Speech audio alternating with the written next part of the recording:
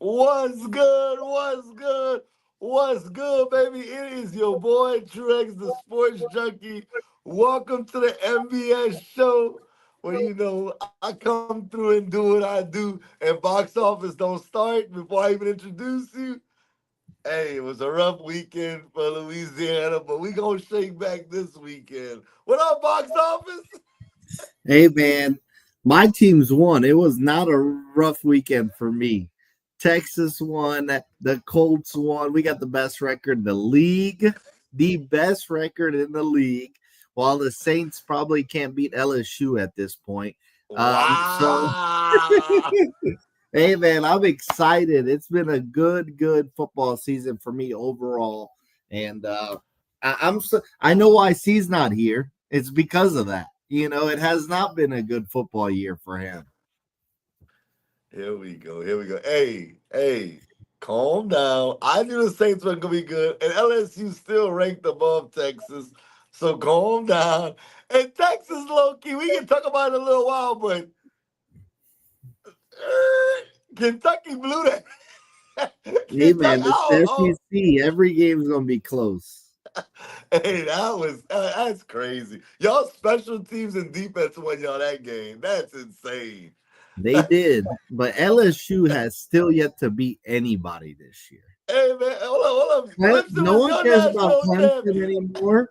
No one cares about Clemson anymore. Y'all have not beaten anybody. Bruh, we beat Clemson. Oh God. Oh. But that's neither here nor there. All right, y'all. Welcome to the NBS show. Box office is normally gonna go through the topics, but real quick, box office. I know C's not here. While we're waiting on C, the World Series, baby. It starts Friday. I know you're not a baseball guy.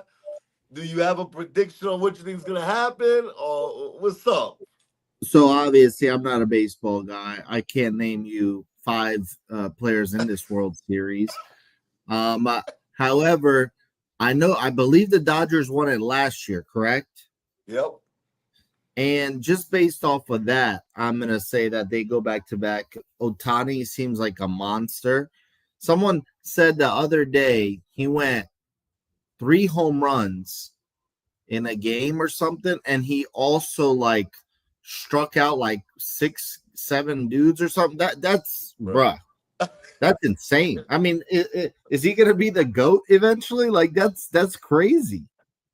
Hey, bro, I have to say this, man. I got a homeboy. He knows who he is. This summer, we had the biggest debate ever. He was like, bro, when it's all said and done, Otani's gonna be the GOAT. And I'm sitting there like, not better than Barry Bonds. I don't care if you do. I said, dude, did you watch Barry Bonds? And he was like, dog, Barry Bonds is nasty. I understand. He said, but no, Otani's different. Hey, bro, I ain't gonna lie. I'm starting to buy into. I knew Otani was nice, but dog, this is insane, bro. What he's doing, bro. It is insane. And I won't keep you long on this topic. I'll give you my prediction because I'm with you. I call this the Drake versus Kendrick Part 2, Toronto versus LA. Um, yeah, LA is going back to back, bro. And I always say when it comes to sports, well, we not just me, all of it. It's so hard to go back to back.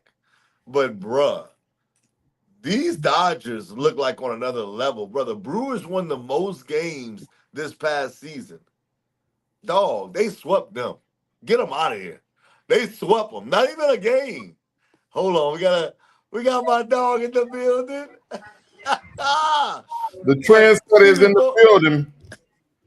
before I let you go, I just want to say this. Yeah, I'm gonna just say, bro, the Dodgers swept the Brewers. The Dodgers are on another level. Otani, we understand what he brings, but Freddie Freeman was the MVP last year in the World Series. Bruh, Mookie Betts, they loaded. I just think they're gonna run through Toronto. No disrespect to Toronto, but Toronto takes another L from LA, not just the Kendrick loss. They take this loss this year. I got the Dodgers, bro. I think the Dodgers win this in 5 games too. I see what you did though with the Kendrick and Drake reference. Uh, unlike that beef though, I am gonna agree with you. I'm gonna agree with you. Um, the Dodgers are loaded. The Dodgers are loaded, and I don't even watch baseball like that. But the names you dropped, I've heard those names. Right, right, Name right. me about five. Can you name me five of the Toronto players? Nah, you won't know him. You won't know him. Uh, but that you know what? But that didn't always mean that didn't That is always true. translate. Names don't always equal wins. You know what I mean? It's not a popularity contest, but I'm not I'm not I'm not as as tuned in to to know. I've just seen a few sports in the highlights of it. And Dodgers won last year, right? Yep, they beat the Yankees in 5 games. Yeah, so look like they're gonna do this again. They still loaded. They were loaded last year. They still loaded this year. The boy more Yep. loaded than luck, bro. Bro, the boys lost 1 game this postseason, bro. like, what are we doing, bro? Boy, I They're think they the running through it, bro. boy, I think they the 0-2 Lakers, man. It's just another level, bro. I mean, I'm not gonna lie to you. If Toronto would win, man, it would be somewhat of a shock to me. It's no knock to Toronto, but the Dodgers are just too loaded.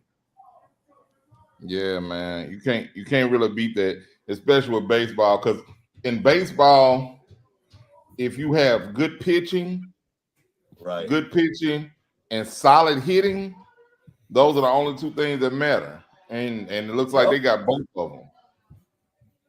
Yep. That's So all I've yeah, been that was hearing that about was. all year. No, I was just gonna say that's just a quick synopsis about the World Series. We don't have to take long on that because I want to smack y'all around in the NFL, the NBA, college football. You know Yeah. what I do, man. What up, box office? You cutting off, X? You there? Oh, I'm freezing again. All right, it's a little better now. You were for a second. Well, let's When I get the put this show cap started, on, then, y'all, I box just want office. y'all to know that when I put this hat on, that means I mean business, fellas. I just want y'all to know that. Here Your we go. your football teams don't mean business. I'm sending them. I'm sending them Watch some. your mouth. I'm sending them some of these. All right, X, you got topics, or you want me to go ahead? You got it. It's just winners lose. Like how we normally do it. You know what we do. All right, well, let's get to some college football. We had a weekend packed of big games. We had Alabama, Tennessee. We had Georgia, Ole Miss. We had Vandy beat up on the LSU Tigers, like I said they would. Texas escaped against Kentucky. Ohio State keeps it going. Miami got upset by Louisville Friday night. Uh, so let's start off with our winners and losers. What we got? Okay. I'll go first, see. Hopefully I don't freeze up. I hope I'm not freezing. But I'm gonna say the biggest loser is Texas Tech. I just feel like Texas Tech is one of those teams that we were starting to give credit to, and then you lose to Arizona State after you took the lead with 2 minutes left in the game. 2 minutes left in the game. You had a chance to win that game. Arizona State comes down and scores. I just feel like Texas Tech can't lose another game. They lose again, they're out. I mean, unless they win the Big 12, but they're out the playoffs. And they was almost a shoe-in for the playoffs. So I'm gonna say Texas Tech just because the hype is kind of going now. You had the hype after you beat Utah, and now it kind of is dwindling away. So I'm gonna go Texas Tech as far as the biggest loser. My biggest winner is Vanderbilt, man. You ain't beat a team since 1990. You beat LSU, man. And look, I thought that their offensive play calling was really good, bro. I felt like LSU played well defensively, even though they gave up yards. But the play calling of Vanderbilt was really good. Offensively, LSU, bro, they still have a lot of work to do. A lot of work to do. But shout out to Vanderbilt. Big win in that program. Now they're top 10. They have a big game this week versus Missouri, who also escaped, by the way. I don't know how Missouri escaped that one. But yeah, I got Vanderbilt as my biggest winner because man, Vanderbilt, they beat Missouri, man. Golly. Vanderbilt might make the playoffs? Playoffs? I'm just here to say, bro. So yeah, I mean, I'm going Vanderbilt as my biggest winner. All right, let me jump on that right there. My biggest loser is Lane Kiffin and the Ole Miss Rebels. All right, a lot of people taking y'all a lot more serious than they probably should have. And y'all went out there, you're trolling the other coach and everything, and y'all still end up losing. You can't do that, bro. I think Lane's just a little too smart for his own good, bro. And he likes to be. I think that's what his players like about him. Like he's an asshole, just being honest. And and I think that's what some people like that, and that's why they like to follow that. It's like he he does a little too much, and it always ends up like this for him. But they were the number 5 team in the country, and they looked like they were destined to probably win the SEC. And this brings them right back down to the pack. And when they could have really separated themselves, especially with the Miami loss, they would have for sure shot up to number 2, I believe. But yeah, they're my biggest loser. Co-biggest loser are my LSU Tigers. Y'all got to be able to do something better than this, bro. The offense is putrid right now. I looked at it and I love Tre'Davious Green. I love him. He can't be the only person you're throwing to, though.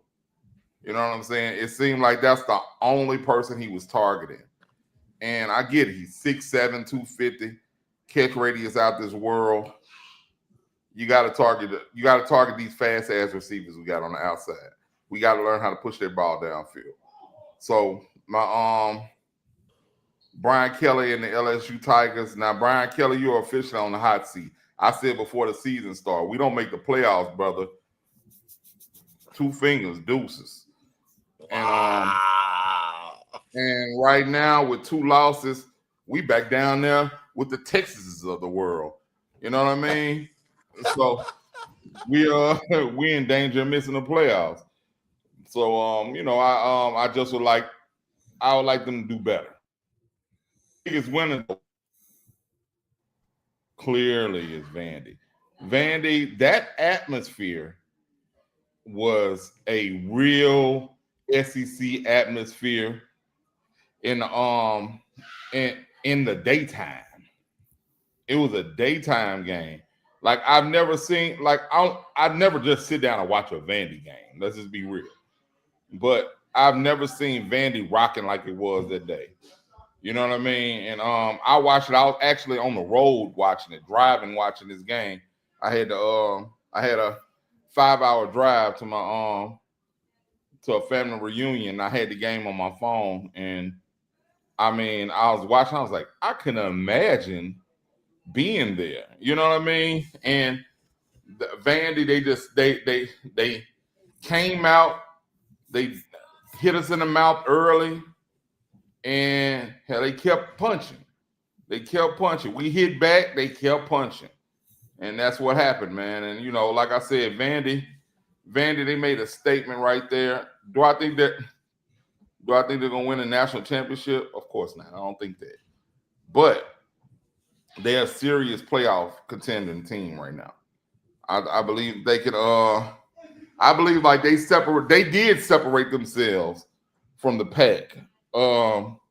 It's basically them, Georgia, and Alabama right now in the SEC as the and I guess you could throw Texas A&M in there, but as the leaders of the pack in the SEC right now, because hell, I would have said LSU before this game, but hell, they beat us. So what? How can I say LSU over them?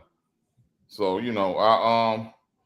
I'd love to see that game again, but I will say this too, Mr. Pavia, I'm gonna call. I'm giving him his respect, Mr. Pavia. He's a dog, bro. He is a dog. He's a dog, and he brings that whole team up 2-3 levels. Because when you look at the players that they have, it's impossible for anybody to think that they have a better roster than LSU. But they played like they had a much better roster than LSU. And LSU was just trying to hang around with them. So, and I think that's all because of Mr. Pavia. And when he hit their Heisman polls, I think he just entered the chat. I think he just entered the chat. And I think it's well deserved for him to be in contention for that now, after what I saw Saturday. But yeah, those are my winners and losers. Box office, who you got? All right. My loser is also LSU. And it's not just because they lost, but it's because their next two games are A&M and Alabama. I will bet either one of y'all you're not winning both of those games. You're not. Hold on. Pipe down, my boy. You're facing 3 wins here very soon, or 3 losses here very soon. So it could get even uglier for Brian Kelly. So I don't see them win both those 2 games. The offense actually wasn't terrible as they've been in the past, but now the 1 week the defense wasn't as good as they were in the previous weeks. You know, it didn't match up with the offense. So LSU and Texas are pretty much the same teams, and I've been saying it for weeks now. They have a quarterback issue, but the defenses are good, and that whenever the offense does show up, then the defense doesn't. So they're very similar teams. Neither one is going to make the playoffs, if you ask me. And Brian Kelly, bro, he's on the hot seat. And with that being said, my winner is Notre Dame. You know, see, said Marcus Freeman, just 1 year sample size. Well, he's about to get back to the playoffs, bro. He's at Notre Dame. What the Yeah, he is at Notre Dame. He got the national title. And Brian Kelly said it's easier at LSU to win than Notre Dame. That's why he left. No, he didn't say it's easier to win at LSU than Notre Dame. He said he has more resources. Said he had more resources. And at the time, that makes it easier. There were more resources. Yeah, now there wasn't what it resources. I don't know what Brian Kelly said. I just know he's wrong. I know. And, you don't know what Brian Kelly said, so why quote him? No, I do know. He said more resources, and now those resources are for him. That's well, why lie? If you do know what he said, what are you talking about? Now? I was being sarcastic. I was being sarcastic, but terrible job. Terrible job trying to turn it around, bro. You didn't. You just said you lied. Go ahead. Well, what was terrible is your thoughts on Marcus Freeman and Brian Kelly last year, because my winner is Notre Dame beating USC. Look at their schedule. They got no one ranked left on their schedule. They're going to the playoffs. And once again, Marcus Freeman will be better than Brian Kelly. Go ahead, X. I know you want to say something. Well, I wanted to ask, okay, because Notre Dame has 2 losses, and I know it's to A&M, and I know it's to Miami. But what happens if LSU beats A&M this week? A&M would have 2 losses, LSU, but they'd have a team that they both played, and LSU beat that team head to head. That is true, but at the end of the day, it's not like a 1-game sample size. Like that is true. But I'm saying, like, what if Vandy goes on to do a lot of good things? I know Ole Miss. They lost this past week. I mean, my thing is, y'all were just saying how LSU's ranked above Texas. Did LSU play Ohio State? Is that one of their losses? So that's my thing. But LSU beat Florida, who Texas didn't. So that's what I'm saying. Like, who's your other loss? LSU has 13 well, that's what I'm saying. You could go top 10 teams. Right. And Texas plays Vandy soon, actually. So, right. So yeah, you can go in a circle all day long. So at the end of the day, you gotta just see the sample size in the end. And if Notre Dame wins out and their only 2 losses are Miami and A&M, they're getting in. Plus, there's such a big power that the playoffs is going to want them. So, and like we always say about, we're not going to do this box office. like we always say, Notre Dame is not in a conference; they're independent, so they have an easier way road to the playoffs. We're not gonna do that, bro. You're not gonna try. You're not gonna try to twist this to make it seem like Notre Dame and LSU, and oh look how much better Notre Dame is than LSU when they're not on the same playing level. Well, that would be the case if we were just talking about the regular season. But Notre Dame got to a national title game last year. They beat the did. SEC champion last year to get there. So that's what I'm going by as well. I'm not just I'm just wondering, we're talking about this year or last year? both. I mean, I'm talking about Marcus Freeman and Brian Kelly. So I'm going ever. Okay, so this year, you're talking. You were just talking about this year and talking about how he's on his way back to the playoffs and LSU. Subscribe to the brand, baby. That's what we do. Right. Yeah, I agree. And they're going to make the playoffs. Okay, but again, let's backtrack then. So, do we not always say on here that Notre Dame is genius for not joining the conference? That way, they can get in the playoffs every year. Well, I didn't say that. They also take easy ass schedules. They scheduled Miami and A&M. That's two top 5 teams. True. Do you want to really compare LSU and Notre Dame's schedule? But see, that's the thing. You picked LSU to win national title. Now you're blaming the schedule. I'm still rolling my pick. You're not. We're not even talking about the national title. We're talking about you saying you acting like Notre Dame. Okay, Notre Dame and they're so much better than LSU, and they're on their way to the playoffs. And LSU isn't.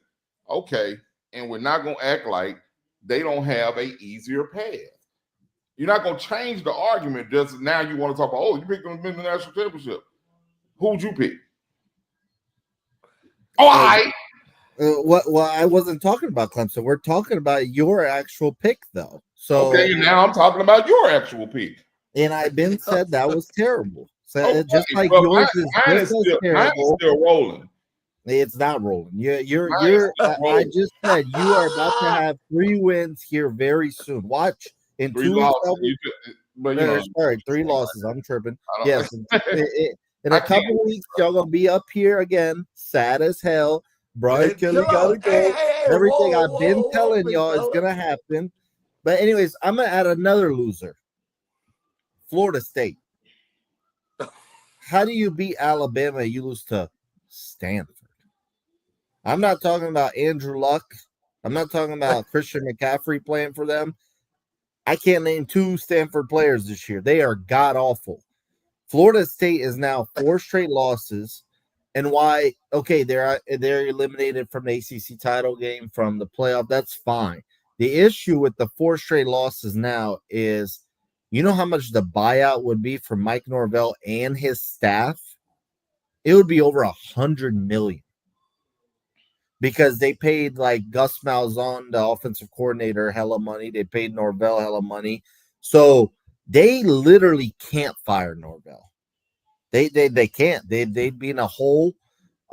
So that's why they're a loser to me, because they've put themselves in a hole. Now Norvell's going to get another year. I'm not saying that's the worst thing ever. Maybe he turns around next year, but right now his buyout along with his staff is over $100 million. How long has he been there? This is his 3rd season, huh? I want to say a little longer. I'm going to check right now. I just feel like, okay, so like, I don't know, like, I know LSU has their 2 losses. I know what you're saying, and I know I'm trying to make it about LSU, but like, if Bama drops one of these games, wouldn't that be that would be a bad loss that Bama has on their resume, that they lost to Florida State? Yes, but it is just 1 loss at the end of the day. And if they get another, then it's 2 losses. Yeah, but 2 losses is still fine. Norvell, this is Norvell's 6th year, by the way. Okay, yeah. Because Jimbo, yeah, okay. Well, not to, like you said, not to veer back to LSU, but you just said we're not going to go 2-0 in the next one. But what if we do? Then you might make it. But I mean, I really doubt it, though. I think you have it tough the next 2 games. I could see you winning 1, but 2 doesn't look likely. You Well, can we see got us Texas losing, A&M at losing home. both, huh? A&M at home, Alabama on the road. Yeah. Give me the Tigers. And Hey! you still have Oklahoma down the line. We Yeah. smoking them. Y'all showed us what to do with Oklahoma. I'm not. Y'all did that to Vandy as well. Watch your mouth. Watch your mouth. I'm I'm just saying. I'm saying like that. You're predicting at least one loss, and I'm Right. predicting 2 wins. Of So course you are. yeah, and of course you're picking one loss. If not 2, I'm pretty sure you're gonna pick against them both games. So, No, I think you win 1 which one? this weekend because you're at home. Oh, so you giving us your pick early? Yes, Oh. but you're not beating Alabama on the road. You're not. You're a hater, bro. How am I a hater? I mean, your quarterback is a senior and he stinks. At He least my stinks. at least my quarterback still got another 2 years to improve if he wants. Your quarterback is a senior and he literally stinks. Let me say this. He I'm didn't gonna defend Nussmeier real quick because I think that he needs to be defended. I'm gonna tell you why I'm gonna defend him. I hear a lot of people out there dragging Nussmeier. Did he live up to the hype going into this season? No. No. I won't deny that. But dog, we're not gonna sit here and act like he's the worst starting quarterback in the SEC. Like he's played through injury. He's thrown the ball. He has a couple of mistakes here and there, but dog, he hasn't been trash. Like he's been decent. Like if you didn't know, if you took the name Nussmeier off the back of his jersey and it was just player A, you'd be like, oh, he's all right. He's all right. He ain't. Now, if you hype him up to be a Heisman candidate, that's different. I get it that you're saying that we hyped him this going into the season and he hasn't lived up to the hype. That's fair. But to say he stinks, bro, now you pushing it. and okay, and to be honest, like let's actually rank the SEC quarterbacks right now. Yeah, like who's played? Okay, I'll say this. Ty Who's besides Simpson. Pavia's played better than thing. I'll say that for sure. Ty Simpson. Ty Simpson for sure. Gunnar Stockton. Gunnar Stockton for sure. And your boy from Ole Miss. I ain't gonna say sure. Gunnar Stockton for sure. Well, Gunnar Stockton, I will because Gunnar Stockton to me, bro, he plays well late in the games when it counts, bro. He does. I will give him that. I'm saying. I was going to say this though, see.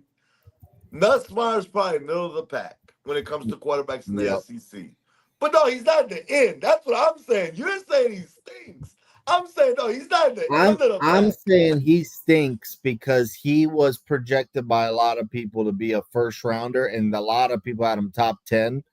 And he is not even a third rounder right now.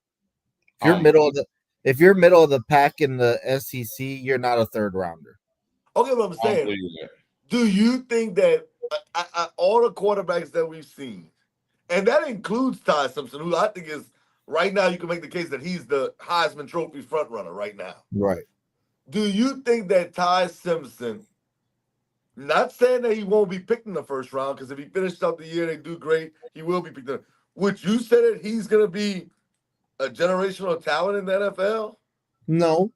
You know, that's what I'm saying. Like, even though he's played well, I don't view Ty Simpson like the savior of a franchise. Like, he's not that guy. So far from what I've seen, I think he's a good quarterback in college football. But I don't think that he's the guy in the NFL. Bro, I'm gonna go by this. I'm gonna say this. Now, if I was ranking them based off their performances this year, I would go Diego Pavia, Ty Simpson, Chamberlain's got to be up there too. Who? Chamberlain from Trinidad from Ole Miss. Ole Miss. No. Yeah, no. Bruh, what? Yes. No, bro. No, he nice. He nice. Bro, he's cool, bro. He's not nothing like. He's better than Nussmeier so far this year. Yes, he is. Come on, C. Bro. What? For Beulah, the Missouri transfer's been way better. And Marcel Reed's been better too. Yep. Bruh, y'all throwing out names, but it don't equal. Let's see. Let's look at stats then. Also, see one thing we talked about before you came on. Who's LSU beating this year? I mean, we started out beating Clemson, which was the top 10 team. South Carolina. Right. Don't Yeah, do that. right. Don't do that. Same You have South Clemson, Carolina. same Clemson that lost to SMU. Okay. We beat Florida too. Florida, they stink. They just fired their coach. Bro, you a hater, bro. They won I'm this just saying week. They won. Are you? They still fired their coach. They're still under 500. You know why they fired him? Because they know who they're going to get next. There's no way you're going to tell me they won the game this week. Why not fire him before when he lost? They know. They already know who the next guy is, whether it's Lane Kiffin or somebody. That's what's concerning about Ole Miss to me right now. Is that if Kiffin's the guy, bruh, Ole Miss might crumble down the line. All right. So if we're going by yardage, Aguilar in Tennessee is leading the SEC. Yeah, they throw the ball around. They throw the ball around. Right, correct. All right. Then you got Ty Simpson. Then you have Taylon Green at Arkansas. And so you're going to put him above Green might be the best. Y'all might laugh at my Taylor Green plays on a trash team, but Taylor Green's good, bro. He's been better than Usmeyer. Oh my God. Yeah. Marcel Reed and then Nussmeier. Now we'll put it like this. Can we all agree that Nussmeier hasn't been his normal self? And I think this is his normal self. I mean, like what? He's a senior. This is the time of shot. I don't know what we're talking about. He's been injured the entire season. What do you want me to do? Don't play if you're not injured, or if you're injured, don't play. Then he's a senior. All of this hype going into the season, he wasn't going to play. The hype came from y'all. Y'all SEC fans, or sorry, y'all LSU fans. Stop, man. The hype came everywhere. The entire, if you watch, I know you hate ESPN, but if you watch anything on ESPN, Nussmeier was one of the leading candidates for the Heisman Trophy this year. I don't know why. He threw for 5,000 yards last year. That's why. Like, what are you talking about, bro? He stinks, man. He's middle of the pack. Come on, bro. He's middle of the pack. I get it, bro. You hate LSU, man, but we're not going. Don't. He hasn't shown up for him. But based off, let's go by based off yardage, he's better than Diego Pavia, Gunnar Stockton, Arch Manning by far. And I'm going down. I'm trying to see. Okay, yeah, John Mateer, he's better than him. Like, he's better than a lot of these guys that you say. Okay, yardage wise, he's also thrown more than anybody in the SEC in attempts. He's thrown the most attempts, and he still is not leading in yardage. That's bad. He's thrown the most attempts. He's got less throwing touchdowns than Arch Manning, who runs it a bunch. He has a bunch of rushing touchdowns. He's literally has more touchdowns than Arch Manning. Like, he's not been good. Arch Manning also has a better QBR. I mean, and I've said nothing positive about Arch. I mean, because he's played like a sophomore.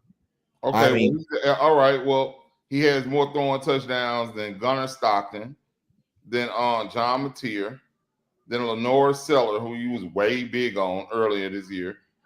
All of these guys, like these guys that you're talking about, he's done more than those guys. Well, Mateer missed a couple games, and Lenore Sellers has been disappointing. That's for sure. But like that's what I'm saying. Like, he's middle of the pack. It's nothing special. He's now not even going to be a third rounder if he continues the season off like this. He's just that's not how the draft works, bro. I know it doesn't work that way, but I'm just saying, like, I can't see him being better than a third rounder based off what I've seen this year. Bro, they're gonna take it, it's all about his pro day, how they finish the season. Like I said, we're halfway through the season. He still has like 5 more games left and postseason. So how he finishes the season, you have a pro day, you have the combine.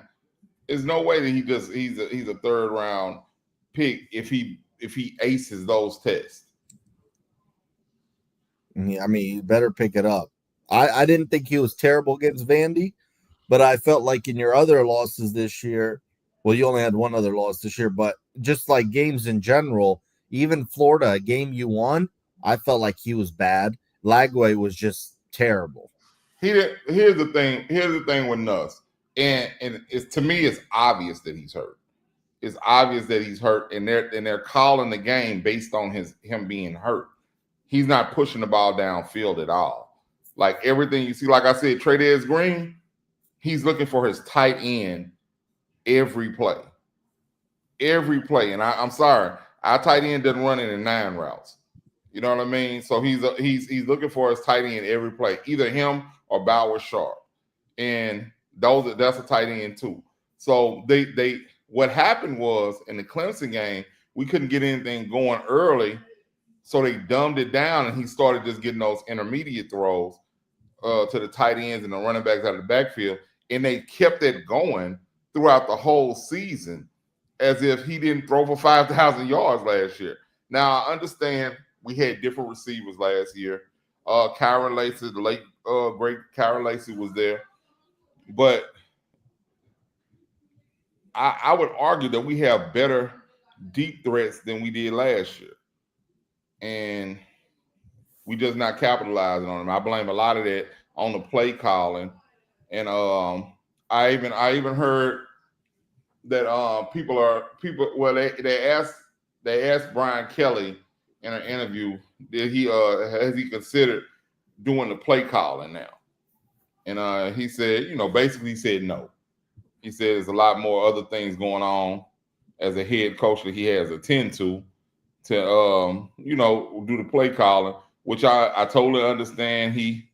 The job of a head coach is hard, but he better do something, because if you don't get this turned around, bro, I'm jumping on the board. I'm jumping on board of get his ass up out of here, bro, because it's kind of like you always bring up Dion, but he's right. He doesn't have any excuse either, especially after we spent $18 million in the portal versus $5 million last year. So he's about the best team money could buy, and they did that for a reason, so you wouldn't have any excuses. And yeah, you shook off the first game jinx, but losing to Vandy, that'll get your ass up out of here, bro. I'm gonna be honest with you. Using a Vandy and Ole Miss, that'll get you up out of here. Yeah. Well, I don't know where X went, but speaking of guys that are out of there, let's move on to Billy Napier. He's been let go at Florida. I remember sending in the NBS chat a week ago. I got literally reports and sources on Twitter saying they're gonna fire him, win or lose, next week, and now he's gone. What are your thoughts? X, you there? Yeah, man, my phone is tripping. Well, we y'all hear was sounding you like fine. robots to me. You hear us now? Yeah, y'all good now, but I don't know what my audio is doing. Man, my phone tripping, man. Well, we've moved on to Billy Napier. Tell us about, do you think he deserved to get fired? With Cignetti getting re-signed, where do you think Florida goes from here on out? It's funny you just said that. Somebody texted me and said Marcus Freeman turned it down. Literally just now. I saw that report. I saw that report too. Yeah, somebody just texted me and told me, they were like, man, Freeman, why you think Freeman turned it down? Yeah, I think that as far as Billy Napier, I mean, it's Florida, bro. It's Florida. Florida is one of those teams you have to win. Unfortunately, you have to win at Florida. Not say unfortunately. That's just one of those programs that they expect winning to go on over there. They've won what, 3 national championships since what? Urban Meyer Two with and Urban, and one with Steve Spurrier.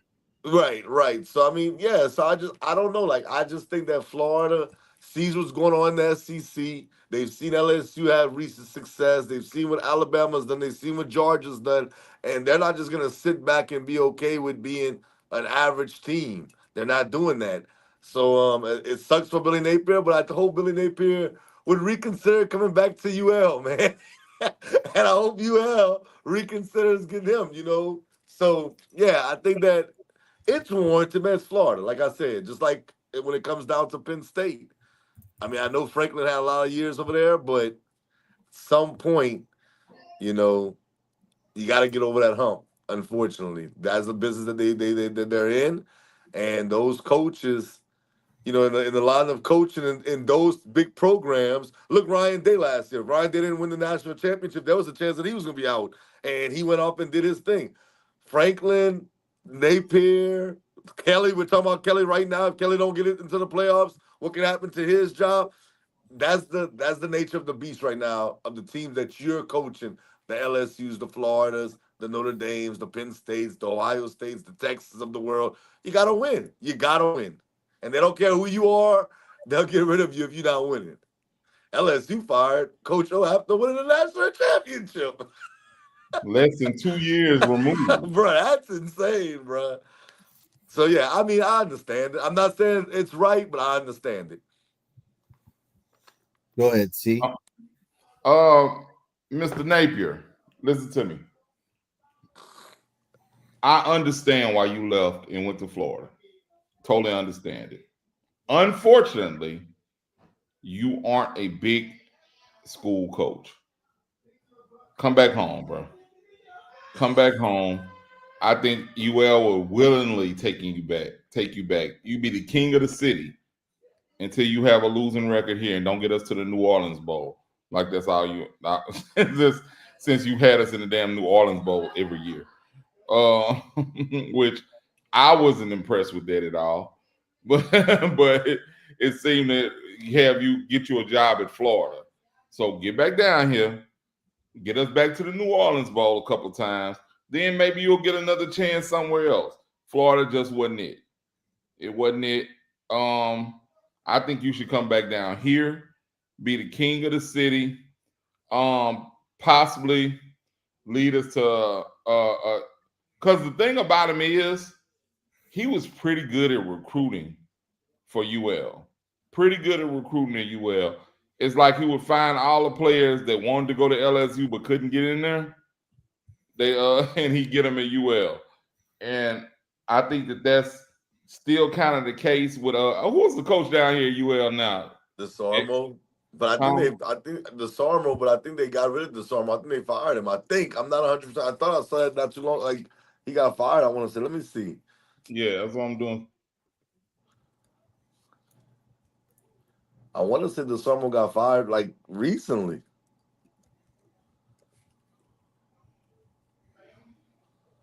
Now it could have been fake news, but I want to say what I heard. Yeah, they fired him.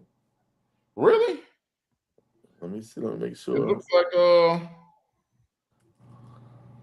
well, he still have everything I'm looking at. He's still there. Maybe I'm. Let's see.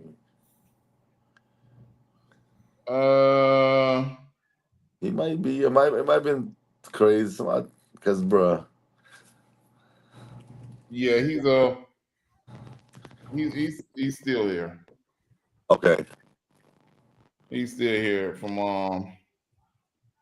what I see, right? So anyway, man. Anyway, just to end my rant. Come on back home, bro. They will willingly take you back home, get to recruiting, and we have even better facilities now than we had when he was here. So I think with the adjustments and the things that they built around here in Lafayette, and the actual city of Lafayette behind him, I believe he can make a winner over here in Lafayette. I just don't think that Florida was the right job for him. I actually think he's a pretty good coach, pretty good recruiter. It just Florida's on a different level, and you weren't ready for that yet. Okay. I think Billy Napier deserved one more year. I know I'm a little more patient than other people with coaching, and I know he wasn't great. His best record in 4 years was 8-5. They weren't going to get to 8-5 this year.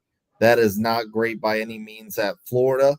The only reason I say he deserved at least one more year is because that schedule was brutal the last 2 years, bro. Yeah. Go look at Florida's schedule the last 2 years. I mean, it's insane. I mean, 1 week they play Miami, the next week it's Florida State, the next week it's LSU, the next week it's Texas, the next week it's Alabama, then Oklahoma. It's just like the only win you would see on their schedule that was kind of guaranteed was like a South Florida, and then they lost to South Florida this year. So yep, it's somebody got fired on after a win. They said, I mean, we ain't forgot the South Florida bullshit. But yeah, it's pretty crazy. I feel bad for him. But at the end of the day, you know, they expect more at Florida.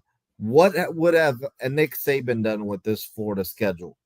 I truly think he would also have 3 losses by the end of the year. That's how brutal I think it is. But at the end of the day, you got to win at places like Florida. His career's not over in terms of a big head coaching job, though. I mean, we've seen Lane Kiffin at Tennessee, Ole Miss, USC. We've seen him in the NFL. Like Billy Napier can find a way back in the SEC, and maybe he learns a lot from this tenure in Florida. But at the end of the day, I do understand it. It is Florida. They expect more. Now, let me ask you this. Who do y'all think Florida goes after? John Gruden. I think he would take the job. I'm sure he'd take it. I think John Gruden would take the job, and I think he'd do well at Florida. I think John Gruden is that guy that could go there and be successful at Florida, put them back on the map like they should be. What do you think, X? You're on mute, X. I don't know what X is on. Yeah. But he's off the screen. I know that. But I'm gonna say Florida hires Alex Goldfish from Goldfish, whatever it is, from South Florida. Because he's already recruiting at Florida. He's killing it. You might as well just bring him up a little north. And, he could transfer a lot of those guys from South Florida to Florida.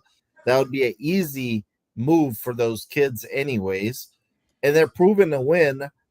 I just think I like hiring a guy that is familiar with the region already. And he's familiar with that state. And he's overachieving at South Florida. So I think it would be a hell of a hire to hire Goldish. He's killing it, and I think he deserves a job and an opportunity like that. So I would say Alex Goldish from South Florida is who I would go after since Signetti is not available. The only thing I found wrong with what you just said is getting those kids to transfer. You got to realize when he recruited those kids to South Florida, he talked so bad about Florida to get them there that they had to buy in that this is a better program overall than Florida. And now he'll have to get them to believe that, okay, now that I'm going there'll be a better program than this one.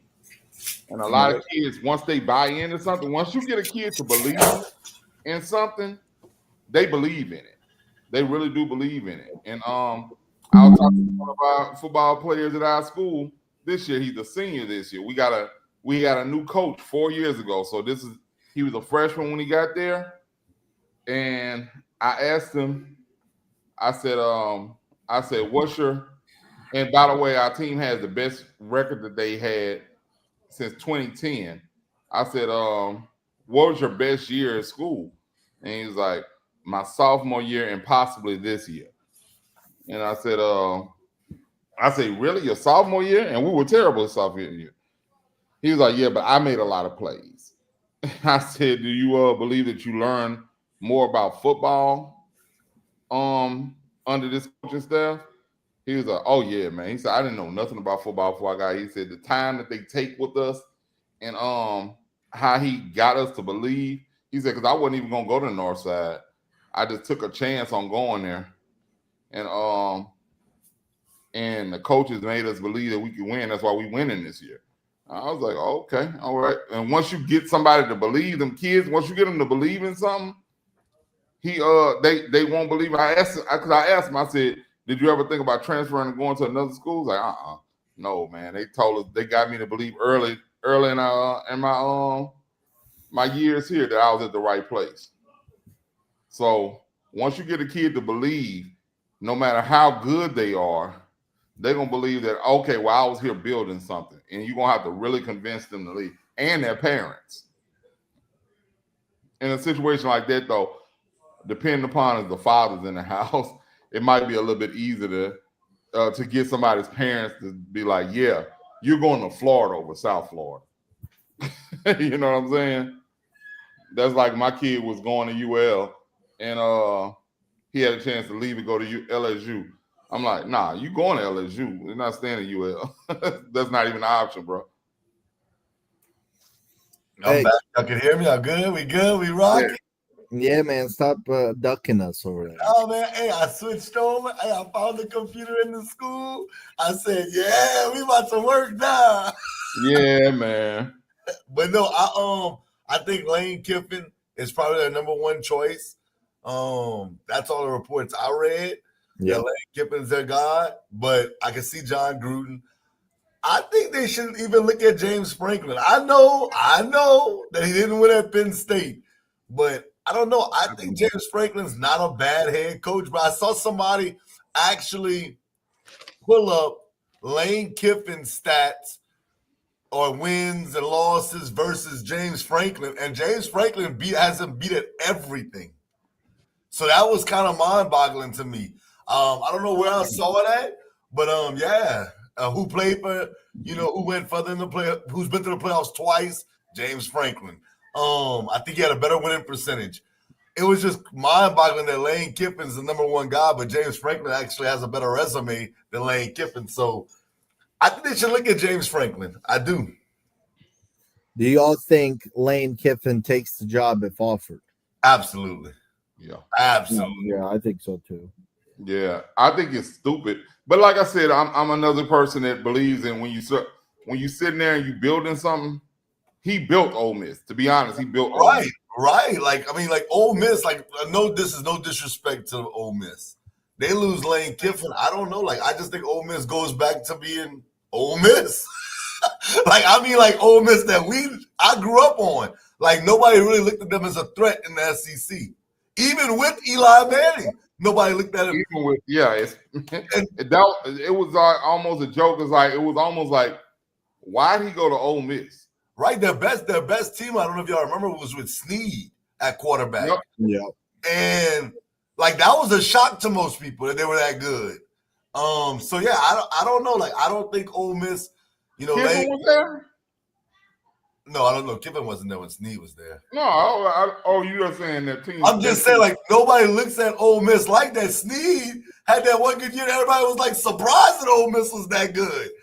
Ole Miss is not looked upon, and that's no disrespect. I swear I'm not being disrespectful.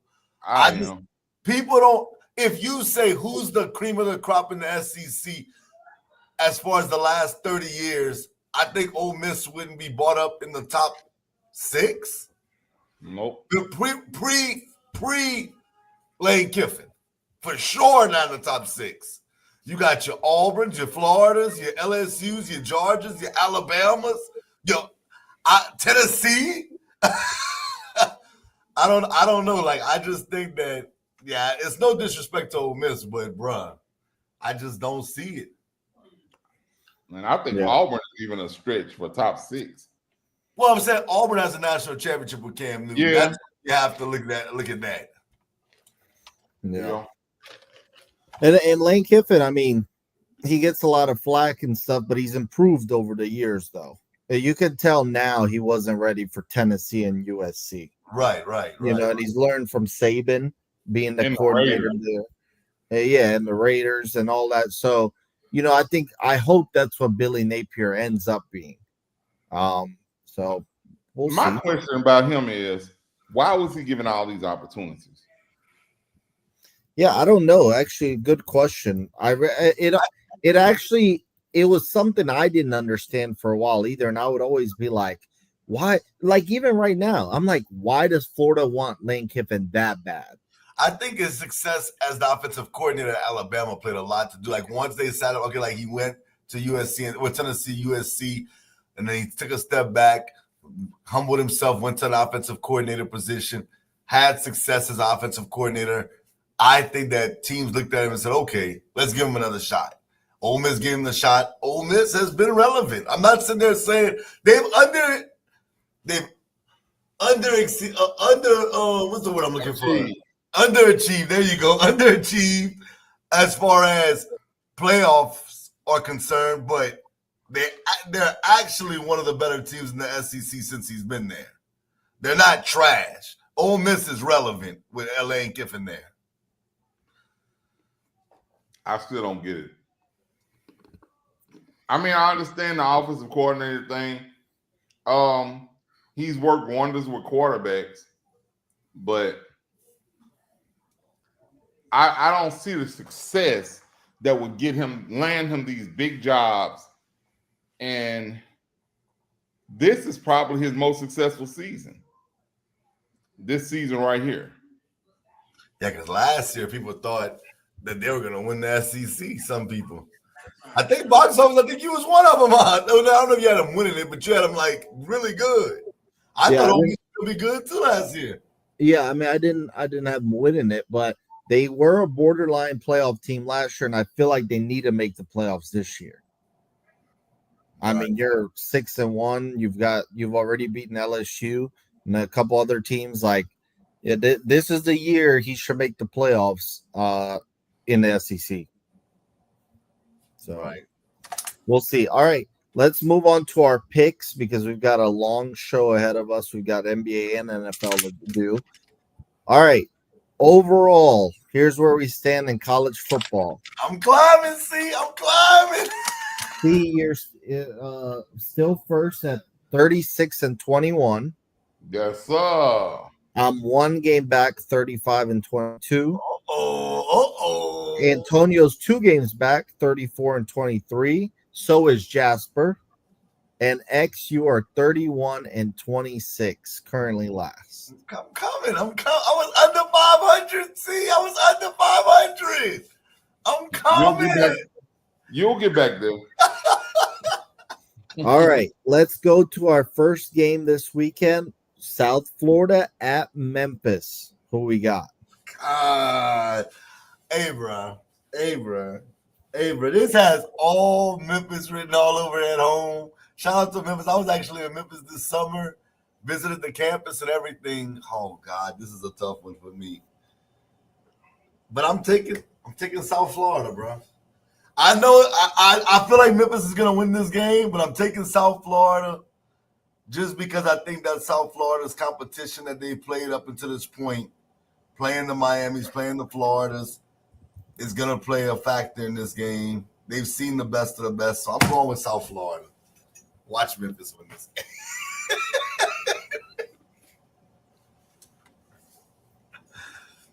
See, don't try to copy my because pick. X picked him. He got me scared.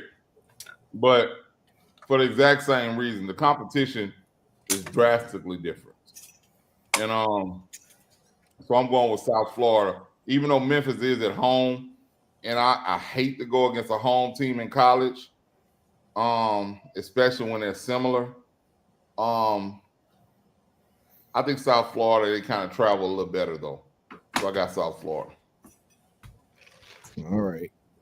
Antonio has Memphis, and Jasper has South Florida.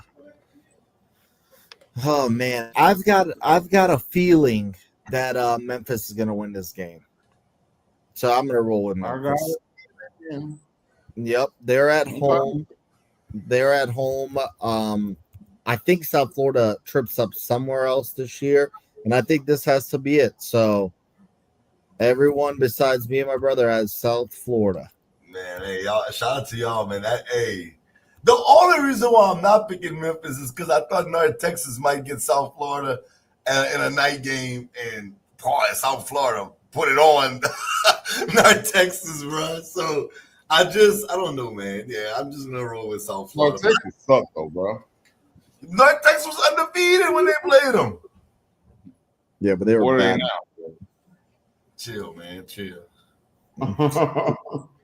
All right, next game we've got BYU at Iowa State.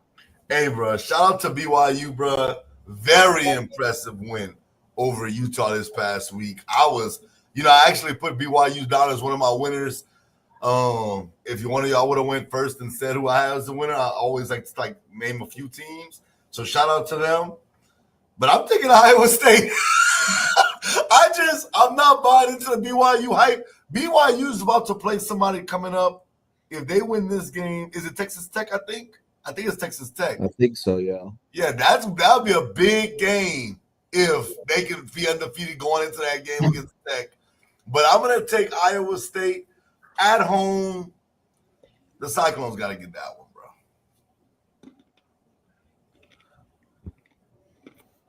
bro. Wrong. I picked Utah last week. I'm not picking BYU this week, bro. They proved a little something to me, and they proved that they could beat Iowa State. Because they beat Utah, and I think Utah is better than Iowa State. So I'm gonna go with BYU. Don't F over me, BYU. I don't care, Mormons or not. Y'all gonna piss me off, and I'm gonna talk bad about y'all. So, BYU, I got y'all over Iowa State. Storming Mormons over the Cyclones, bro. Let's go. Oh, they did lose to Colorado. Golly. Bro. Oh, God. All right. So Antonio and Jasper got BYU, but I am also going Iowa State. They're at home. They also need a win more than BYU does right now. I thought that win for BYU last week was impressive, but it was also, I think, a lot that went into it, that was their main focus, and I think they take their foot off the gas this week. I've got Iowa State upsetting them.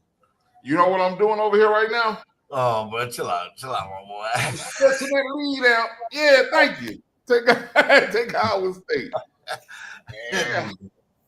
Yeah. All right. Jasper and Antonio, I don't know if I said it, they got BYU. All right, next game. Illinois at Washington. Bruh. Oh, God. Washington, bro, be tripping, bro. But watch, they're going to win this game, bro. I swear to God. Illinois. Oh, God. Why y'all making me pick this game? I'm going to take – it's at Washington? Yeah. Correct. I'm taking Washington, bro. I know y'all going to take Illinois, so I'm going to take Washington. Chill out, see? Hey, Washington has to win one of these games, bro. They can't just keep losing. I know they lost to Ohio State, bro, but they're going to win one of these games. Illinois, in the words of my good friend, my brother, Box Office, they're just not that good. Hey, man. I got the fighting Illini, bro. I got the fighting Illini. Michael Penis isn't going through the door, bro. Coming through the door. I just don't see it. I got Illinois in the playoffs. They don't win this game. They're not going to make it to the playoffs. They're not making it regardless. He's calm that down, bro. They still have a chance. Bro, stop. They still have a chance. So I'm keeping my hope alive, so I got them going. Okay. Antonio's got Washington, Smart and man. Jasper's got Illinois. You the tiebreaker box office. What you got? I got Illinois. Oh, They're coming off a bye. They've had 2 weeks to prepare, and Washington looked bad against Michigan. I've got no reason to pick them, even though they are the favorites. So I'm gonna go with Illinois. I y'all feel know good. that Washington's only 2 losses is to the blue blood Ohio State and Michigan, right? So Yeah. I got All right. Washington. Let's go, Huskies. All right. Next game, we got Ole Miss at Oklahoma. Bruh, I'm not gonna lie to y'all. All week at work, me and all the guys over here, we all pick games and we just see who does the best. And we picked this game earlier this week. This is Wednesday. We picked this Monday Monday when we got to work. And I was all over Ole Miss, bro, winning this game. But I'm concerned if Lane Kiffin's leaving to go to Florida, bro. That scares me. I'm gonna take Ole Miss, but bro, if Kiffin, oh man, Kiffin, bro, give me Ole Miss though, bro. I think they're better than Oklahoma. I got Ole Miss. Thanks, X, for putting a little doubt in my head. I wasn't even thinking about that. But if the talk even gets big about him leaving, that can get into the psyche of the team. And Oklahoma's just good enough to beat them. And it's at Oklahoma. I'm going Ole Miss because I think they are actually a better team, but the better team didn't always win. So I'm still rolling with Kiffin them one. All right. Antonio's got Oklahoma. Jasper's got Ole Miss. I've got Oklahoma. Wow. I think they're the better team when everyone is healthy. I know Ole Miss, this would be 2 straight losses, but I think that's exactly what it's going to be. We just were talking about Lane Kiffin. One thing about Lane Kiffin, as soon as you feel like he's got it right, he blows a game or two. And I think he's going to blow it here. Hey, don't sit to make me think about that, bro. I already picked them. Go ahead.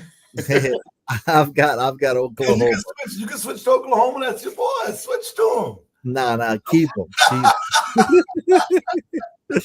All right, so I've got Oklahoma, and so does Antonio.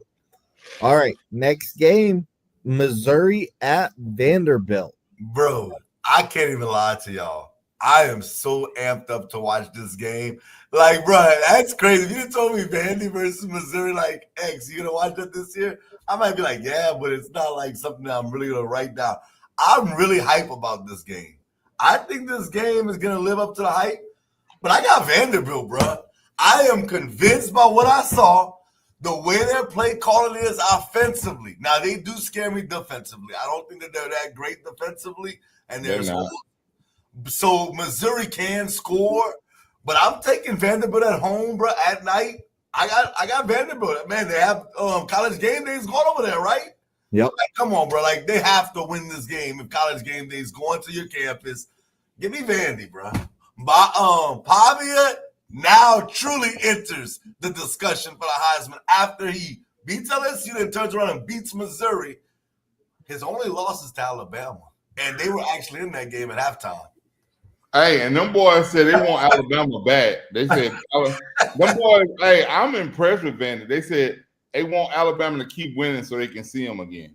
They didn't say we going to keep winning so we can meet up with Alabama again. They said we just want Alabama to keep winning.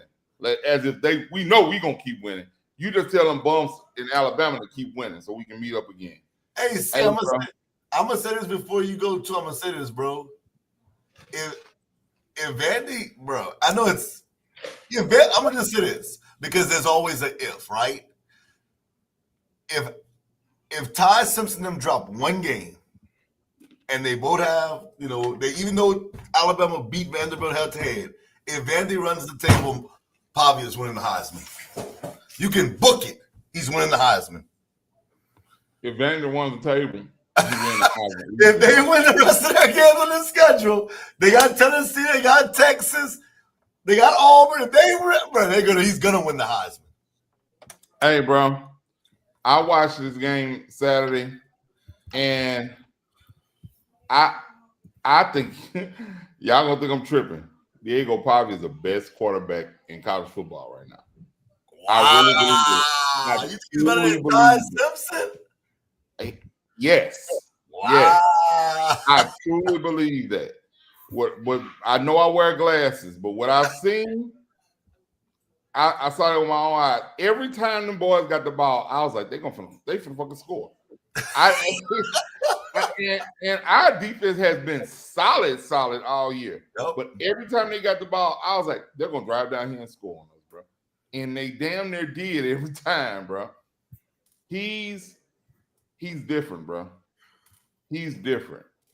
I think he's the best quarterback in college football. He makes his decisions so quick. Yes. If he's gonna throw it, he throws it. If he's gonna run, he's gone, bro. And he's running that mug with authority too. So I think needless to say, I got Vandy. Okay. Jasper's got Vandy. Antonio's got Missouri. So these two teams, they've got one loss, and it's the same loss. It's Alabama. Other than that, they've been very identical, honestly. I'm excited for this game too. I think Missouri's been under the radar a little bit. They're a good team. They're not a team you walk it. They're like Vandy. They're not a team that you can look over in the SEC at all. Vanderbilt, man, I expected them to be this good, but can they keep it going? Can they beat Texas in a couple weeks? Can they beat Missouri this week? Like, we just need consistency out of Vandy. With that being said, the game's in Nashville, and I'm going to roll with Vanderbilt. I've also got Vandy. I like Pavia. I'm okay with C's take. I think he's a stud. He's the definition of a really good college quarterback. Now, you don't think he'll work in the NFL, but I think for a college quarterback, especially at Vanderbilt, he deserves credit. So shout out to Vandy because they've been impressive, and I think they keep it going. I think Vanderbilt and Nashville is going to be on fire come Saturday because game day is there as well. That's going to be motivating. They're coming off a big win against LSU. Vanderbilt keeps it going. Let me ask you this before we go to anything else, man. What's the chances of Clark Lee leaving Vanderbilt? I think he could take the Florida job. I'd say 20%. The only reason I don't have it higher is because I haven't heard enough rumors about him going elsewhere. Right. Pavia has that Johnny Manziel, Baker Mayfield, confident swag type thing going on at Vanderbilt. Absolutely. Yeah, bro. He's different, bro. Like I don't have a problem with C saying, but I do think he has if he keeps winning, he has like that. Remember when Jaden Daniels won the Heisman? It's like he had that steam going into the Heisman. Like it just kept he kept building. The momentum kept building up. Pavia has that it factor that Ty Simpson. I saw it a little bit against Georgia, but I really haven't seen it against everybody else, even though they're winning. So yeah, I think Pavia can win the Heisman for sure. He's definitely in the race right now. Ty Simpson, I can't definitively say he's the reason why Bama is winning. Pavia is no question. Right. I like that. I like what you're saying right there. That's fair. That's fair. It's not a question. I like the running back Cedric. I can't think of his name, but I know his name is Cedric. I like him. But he's not the reason why they're winning. Pavia is the reason why they're winning, and it's not even close. And Ty Simpson, I mean, he's surrounded by great players. He's at Bama. Can we agree that Pavia is not surrounded by the same type of athletes at Vandy? That's true. But he's making it work extremely well. Like I said, he's one of them people. He has those boys playing out of their mind. He has Vandy believing they're way better than they actually are. I don't believe that they're a better team than LSU, but they damn sure beat the hell out of us. I know we lost by a touchdown, but they beat the hell out of LSU. I know what you're saying, because when Johnny Manziel beat Alabama, you didn't think to yourself that they're a better team. Johnny Manziel was just different, bro. Yeah, he was better that day, and that's all. Right, right. I see more Baker Mayfield than Johnny Manziel, because I think Baker Mayfield, well, it's obvious he was better than Johnny. And I don't know. And what I'm about to say, see, I'm not saying that you're wrong. I think it's different. Is he a better thrower? For sure. I don't disagree with you on that. Baker can make all the throws. He's nasty. But Johnny plays to me more like Pavia, like that. I don't know, like that running ability. I see more of that in Pavia. Like Pavia, he's not the greatest thrower of the ball, but like he has great instincts. He's a gamer. So he's more like, to me, he's more like Johnny. I guess when you put it that way, I don't know. He was throwing some damn good balls Saturday. He got me, bro. I'm a believer. He sold me. But like I said, that's not the first time I saw him. So I do know that he's not the best thrower of the football. But he did enough to make me believe he's the best quarterback in college football. But just like you said, those two guys, their years, they were the best quarterbacks in college football, and I believe he is too. Okay. All right, so to recap, everybody's got Vanderbilt except Antonio. All right, last game, we've got Texas A&M going to Baton Rouge to play LSU. I will go first because I said earlier, I've got LSU strictly because they're at home. I think they're more desperate right now. They're going to be pissed off about last week. I think LSU gets it done. However, if it's the first quarter and Marcel Reed is running like he did last year, y'all might get blown out because they didn't make those adjustments last year, and they have to make them this year against Marcel Reed. Basically, if he does what Pavia did, they might get blown out. I said it. I thought Vanderbilt was going to be LSU. I think LSU is going to be A&M, and I think Alabama is going to be LSU next week. That's my predictions for literally the last game, this weekend's game, and the next game after that. Then we'll hear more Brian Kelly rumblings, but don't let them lose all three. That would be a disaster. So I think LSU wins because they're at home, and I think it's a low-scoring game. And it won't be too bad of a setback for A&M because they are undefeated as of right now. And by the way, Jasper and Antonio chose LSU. Wow. You want me to go first? Yeah, you got it. It's up to you. Don't matter to me. Go ahead, C. Go ahead, C. Go ahead.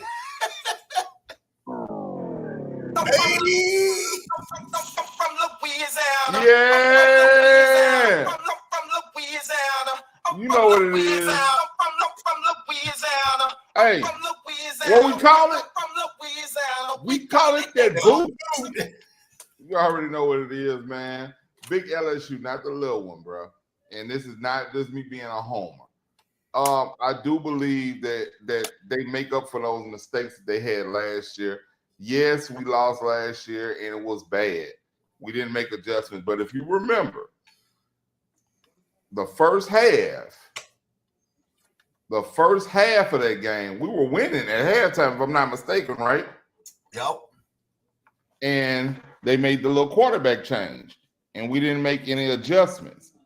And that's what killed us. So I believe now going into the game, we don't have to prepare for a quarterback change. The same guys in there. And I believe we have a much better defense this year than we had last year. So I believe we go in there well prepared, and we make the adjustments that we need to make, We were out coached last year and outplayed last year in the second half of that football game. I don't believe Brian Kelly wants to leave LSU, so I believe he will do what it takes to win not only this game but the next one too. And I don't believe I believe he's really gonna galvanize the troops, because I have it from good authority that they were really upset about losing that game last week.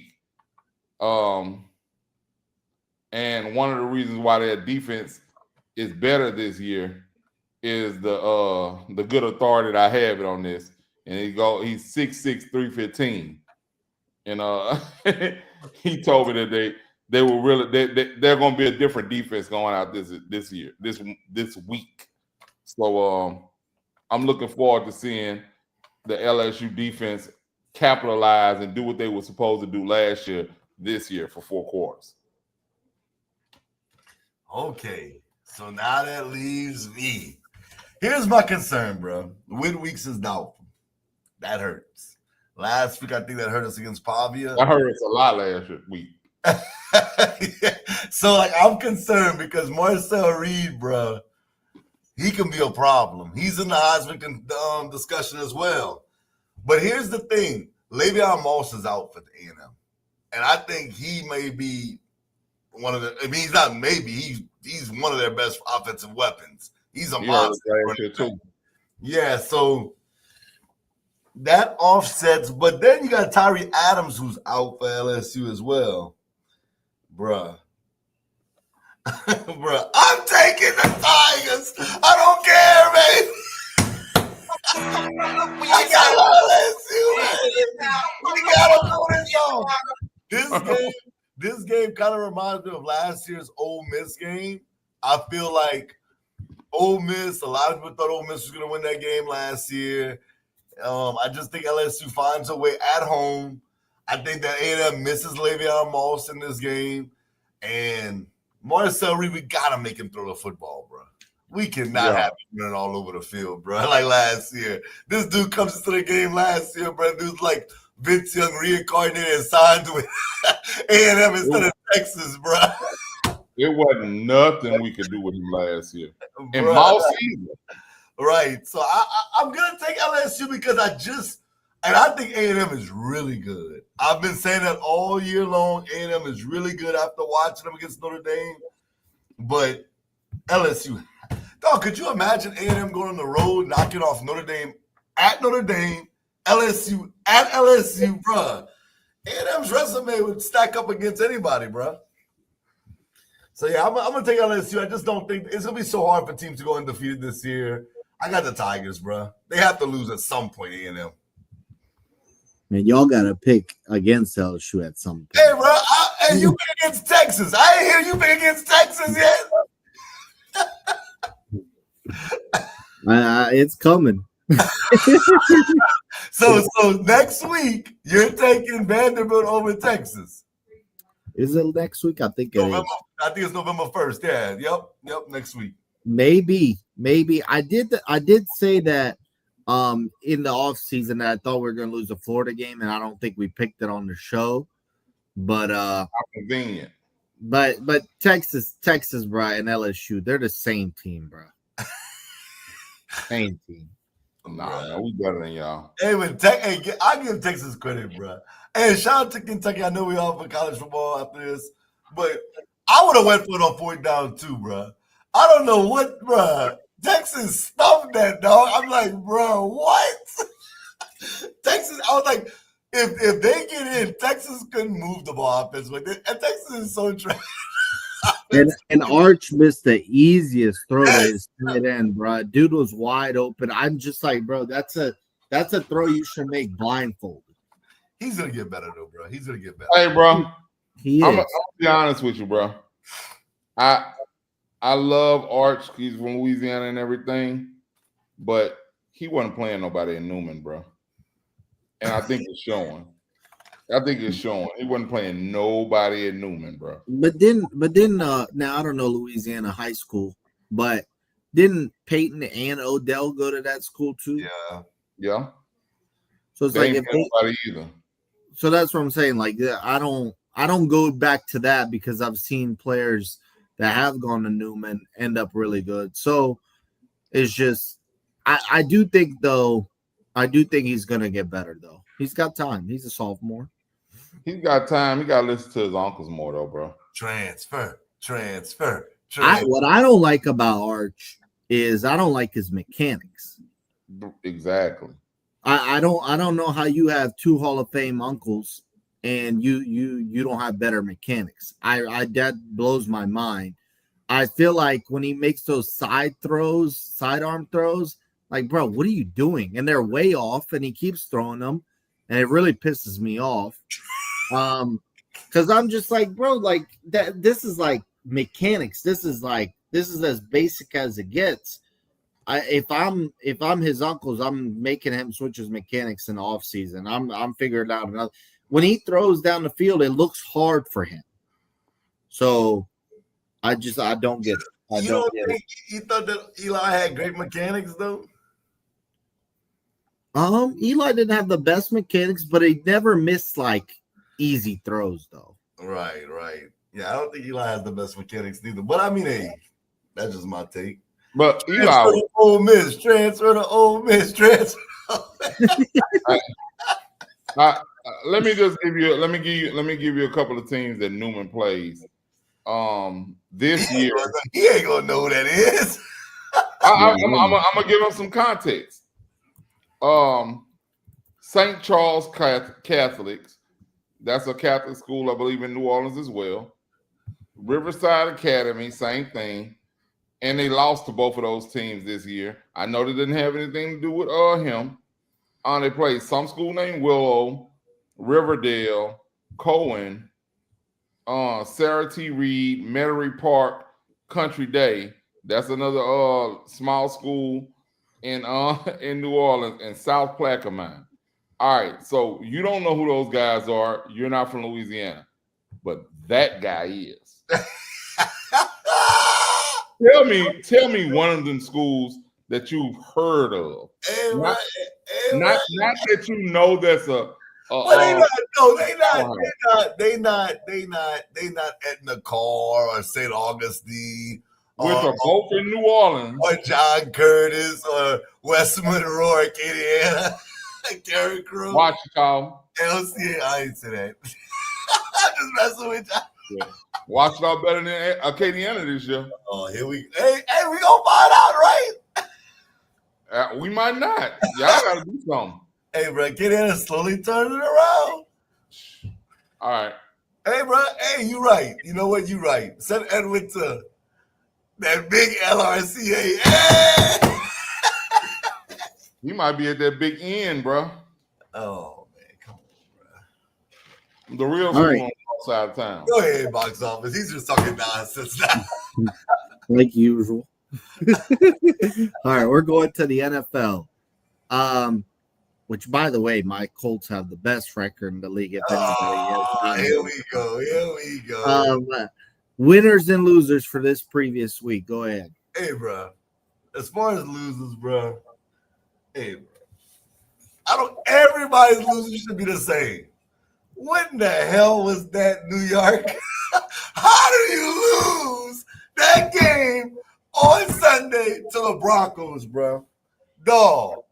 I don't know if y'all watched the fourth quarter. I did. Dog, I'm sitting there and I'm like, bruh, y'all really gonna blow this? And even when Jackson Dart got him in there, he was talking hella crap. And I'm like, dog, the game's not over. Like, why are you so pumped up? I know you're excited that you scored, but Bo Nix and company still gotta go out there. And they proved it, bro. Hey, man, my biggest loser is the Giants. You can't lose that game. You can't. In the NFL, you cannot lose that game. That right there is an indicator to me that, like, when you think of, like, a good team versus a bad team, a team that can't close, that was the perfect example for me. The Giants, there's no excuses that you just can't lose that game. So the Giants are my biggest loser. I don't know what the hell that was. But my biggest winner, box office, you're going to like this. I wish I was on camera for you to see me. Is the Bengals back? Oh! Joe Flacco looks like old Joe. He looks like he might be able to hold down the fort until Burrow gets back. Did you watch Jamar Chase? Hey, see, where did he come from? Tell him.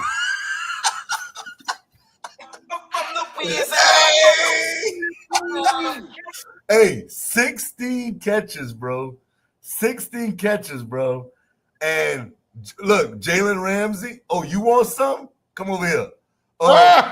Darius Slay, you want some? Come get this. Porter, you want some? Come get this work. Dog, it didn't matter. Ramsey was getting dusted by Higgins or Chase. It didn't matter. Hey, I just think, look, that was a big win for the Bengals because not only was it a win and they needed one, Joe Flacco just got there. And they beat the number one team in their division, the Steelers, who have looked decent. Hey, I'm not sitting there saying that, you know, the Bengals are going to the Super Bowl right now. I'm saying they gave themselves a chance. They gave themselves a chance, which I respect.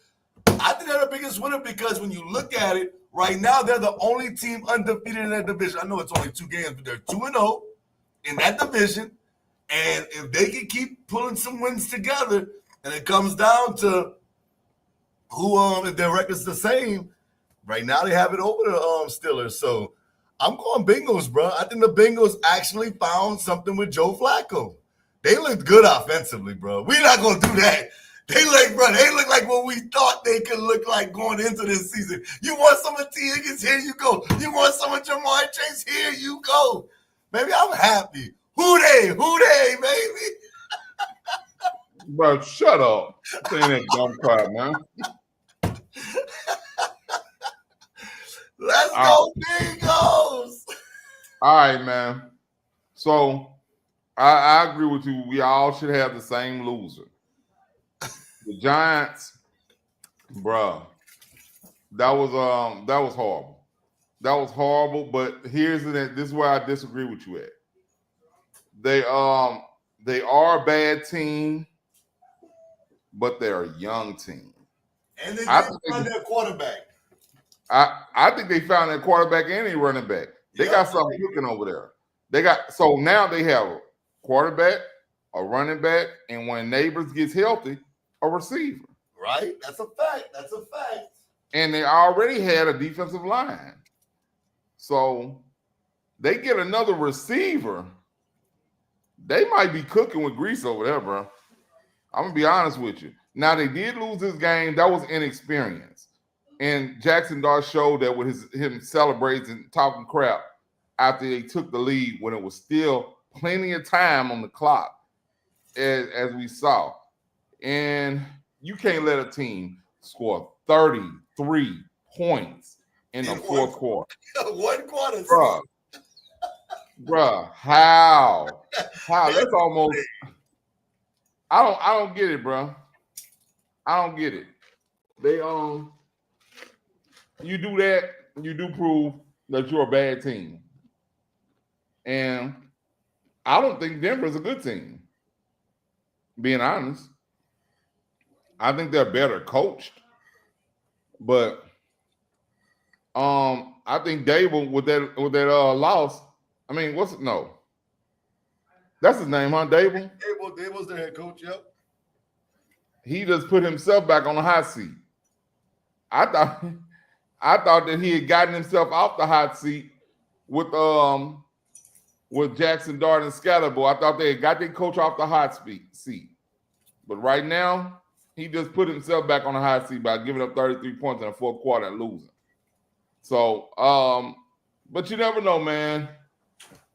Oh, bro, Demaryius Thomas went into the ring of honor over there, and in Denver that day.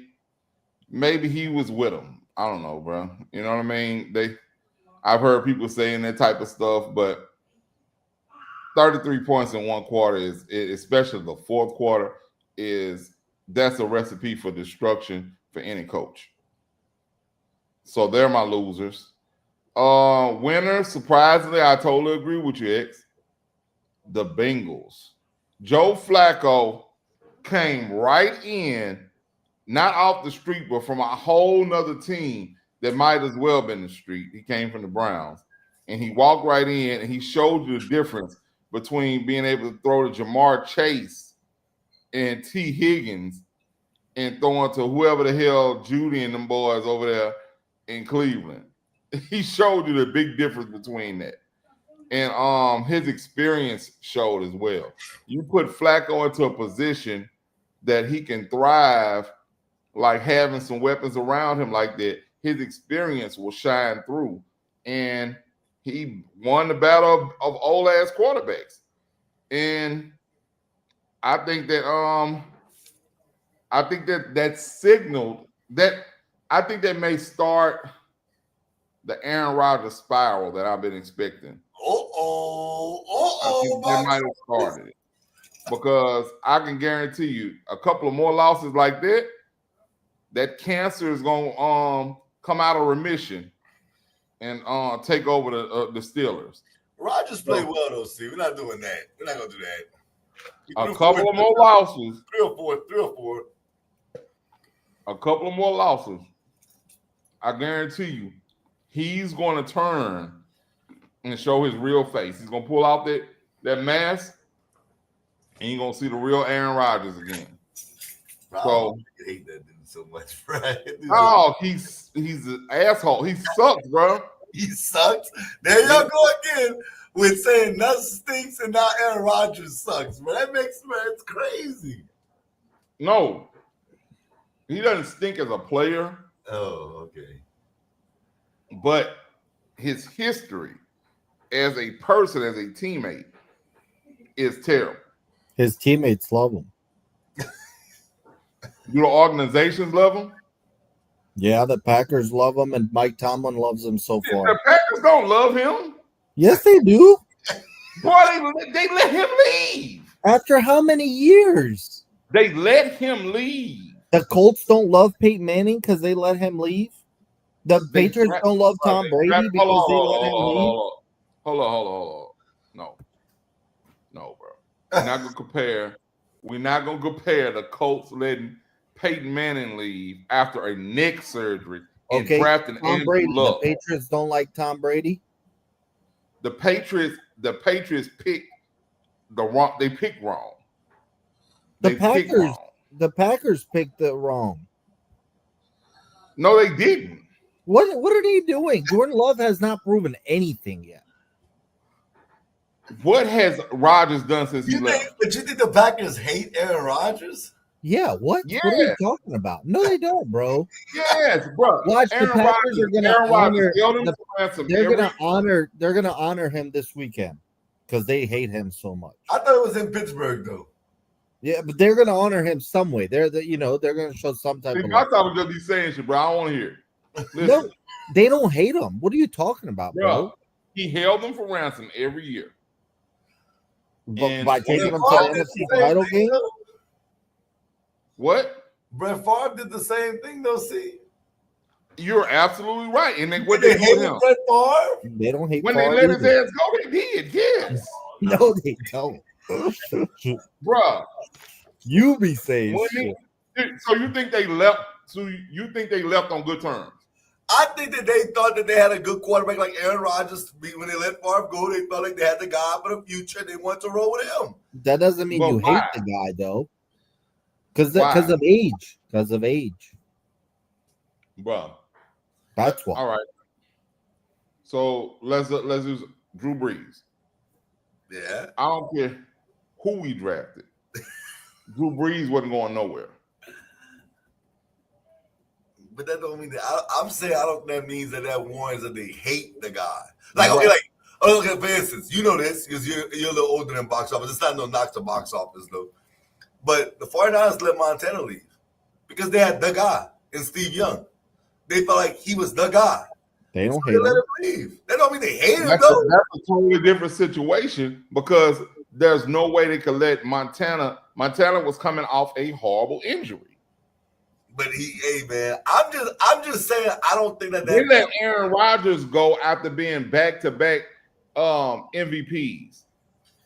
But no, they had drafted Jordan Love. They thought that Jordan Love was the future. back-to-back MVPs, bro. He was literally the MVP when they let him walk out the door. They were tired of his bullshit. So that makes Aaron Rodgers a bad guy. He won you MVP. No, he won himself MVP, and he held them for ransom every year. No, he held them so badly. He was winning MVP. And they hit. Who wants to deal with that every offseason?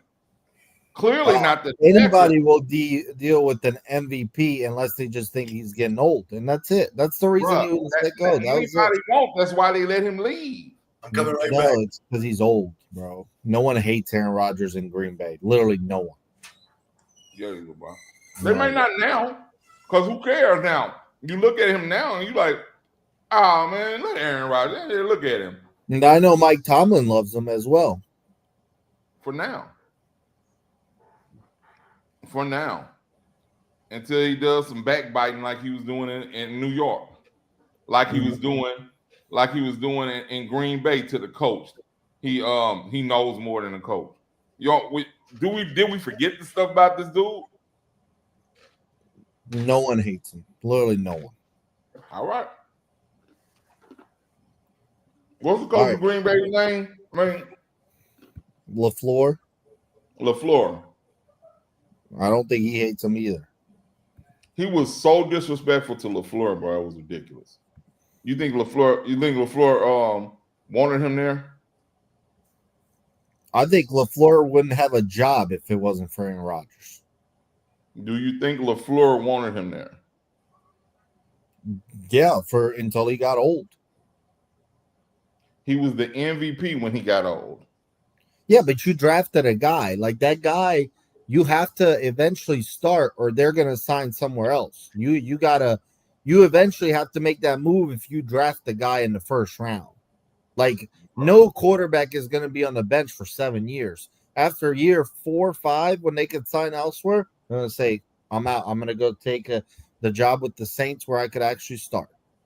I agree. But if you love Aaron Rodgers so much, you don't let him leave out of your facility, bro. You're not going to let him leave out your facility. You're going to work out something. He's the MVP. The Patriots won the Super Bowl with Brady, and they let his ass go 2 years later. They didn't let him leave the year he won the Super Bowl. So, does that mean they hate him? That was the year that he won the MVP. The year they let him walk out the building. It doesn't matter. Tom Brady's Tom Brady. They don't hate him, bro. Y'all still, bro. For one thing, your comparison, you can't compare Tom Brady, who's won 7 Super Bowl, 6 for that organization, to a guy who's won 1 Super Bowl and held us for ransom every year. What did Tom Brady ever? You just compared him to Drew Brees, who only won 1 Super Bowl and held him for ransom. I compare Aaron Rodgers to him. Right. Yeah. Exactly. Right. That's the correct comparison. Exactly. But what I'm saying with that is you were basically saying 1 Super Bowl not impressive. But that's the way it came off. It's not impressive compared to 6. AC, when the offensive lineman tackled Aaron Rodgers, you was happy. No, I don't wish him no ill will. I just think he's not a good teammate, bro. I don't think he's a good person to have on your team. I just don't, bro. All right, good. I forgot what we was even talking about at this point. All right, winners and losers. I'm gonna go. And I'm going to go with my loser being Spencer Rattler. Bro, what are you doing, bro?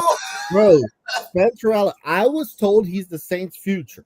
No. And he got replaced at Oklahoma by a freshman named Caleb Williams.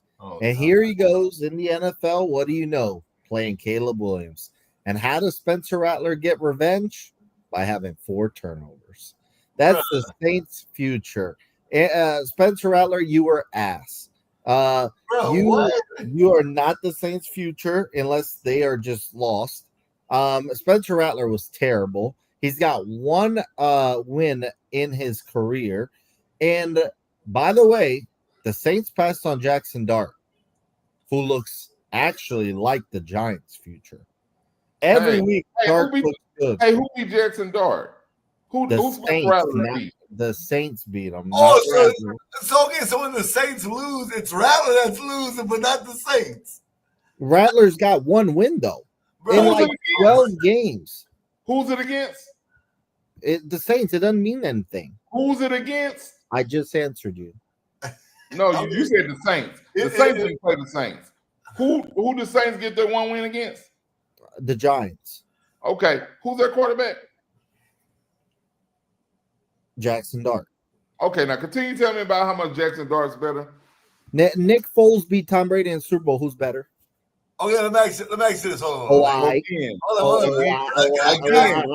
your comparison don't match. Can I ask a question though? But the comparison don't match. All right, so you started off by saying that Spencer Rattler played, I guess, bad, so to speak. He didn't play his best game. But Caleb Williams, for damn sure, didn't play great. Like, we're not going to sit here and say, like, they won because of Caleb Williams. But he played better. No, he didn't. They rushed for over 200 yards in that game. He didn't turn it over 4 times. No, he turned it over once, and guess what? He never threw no touchdowns. They ran the football. That's what I'm saying. They beat us by literally running the football. You know how many rushing yards we had? Turning over Rattler. Okay, but hold on. You know how many rushing yards we had in that game? Not even 50 yards. Well, yeah, y'all got the great Kamara that I thought y'all tell me is better than McCaffrey. I never said that, first of all. Yeah, I know other Saints fans that did. So I don't want to hear about he can't run the ball now. I've been telling you he can't run the ball for years. Let me say something about this though. It's cool. It's cool. You saying Rattler has this one bad game. We're going into week 8? He's got one win. Okay, he's had one bad game. He's had 7. Where have this? How come you haven't said this in any of the previous games? Because this was his most terrible. Okay, look. So you hadn't mentioned anything about him doing bad. I have mentioned Spencer Rattler. I've been laughing at Charles' goofy asses for saying he's hold on. You like numbers. Pull it out. Better QBR than Caleb Williams this past week. Better quarterback rating than Caleb Williams. In his worst game, he was still better than Caleb Williams. More turnovers. More turnovers. Bro, with no running game, he was forced to throw the ball. You got the great Alvin Kamara. I mean, I heard he was great. Bro, come on, bro. No, bro, he's got one career win. Jackson Dart looks better. It just is what it is. Hey, how many career wins did Jackson Dart have? More than Rattler in less starts. Bro. They have 2 wins. He didn't. Yeah, in less starts. He got both wins. He beat the Eagles and he beat someone else. I forgot who, but they won. Okay, my thing is this. The only reason why I'm giving you a hard time with this right now is because you came out with Caleb Williams. Caleb Williams didn't play. I don't know if you watched that game. I know you don't really care about that game. Obviously, nobody probably watched that game besides me and C. I'm sitting there saying if the Bears did not win because of Caleb Williams. If you watch that game, Caleb Williams looked way worse than Spencer. If you just saw these 2 guys playing on Sunday, I'm not even like being funny. Like, I'm dead. You know what? If you watch these 2 guys play, I promise you, and you didn't know their names, you just said A and B, you would have said for sure A was better than B. Give me the guy that turned it over 3 times. Okay? Turnovers have to mean something, bro. It does. I agree with you. He was terrible, and he's got one career win. Jackson Dart, who y'all passed up on, already looks better. I know the Saints beat him, but Nick Foles beat Tom Brady, so I don't know what that means. All I know is that. Okay, let me ask you this: Do the Saints have one of the worst rosters in the NFL, in your opinion? Not our opinion, in your opinion. Yes, I saw this coming. Okay, so that's what I'm saying. So, but y'all told me the roster was great. No, I didn't. I said the Saints was going to be terrible. So then why did you say they can win 11 games? I never said they can win 11 games. He said they can win. Based off what? Based off what? Based off their schedule. They haven't won. They haven't won. First off, the season ain't over yet. You're Number not gonna win two, 11 games. I never said we would win 11 games. Okay, you but said 8, and you're not winning 8 either. We can win 8. There's no way. Bro. There's no way that you can say that we can't with our schedule. But the thing that you're basing the stuff off, you're talking about Spencer Rattler. He got replaced at Oklahoma. He did. By Caleb Williams, who was a freshman. He did. Nothing to do with right now. Nothing at all. I know. It I does. see They parallel play that each you're other. trying to. Bro. Y'all crazy. Yeah, I mean Rattler, y'all need to wake up and realize he's not your future. Okay, it's time to wake up. Right. And he could have had your future in Jackson Dart, who looks way better. You passed up on him, and then you took Tyler Shuck, who's also not your future. I'm telling you right now. And then since y'all think the Nuss Bus so great, take him in the third round next year. No. Take him in the third round next year, and then hype that up as well. Y'all are ass, and y'all are my losers of the week. My winner of the week is the Rams because they were very impressive in London without Puka Nacua. Went crazy on Jacksonville, who beat the Chiefs. And now they go into their bye week. They can rest up and get Puka healthy. And then when they get off their bye week, guess who the Rams got? They got the great Spencer Rattler. So count them in for a W already for 2 weeks from now. Those are my winners of the week. Hey, bro, I just think I know we gotta go. I know we have a lot of time. But no, Spencer Rattler is not the reason the Saints are losing. I hope you don't think that. The Saints are losing because they're just not a good team. They're not. They don't have the best weapons. It's just the truth. I told Alvin Kamara should be traded 2-3 years ago. I'm just being real right now.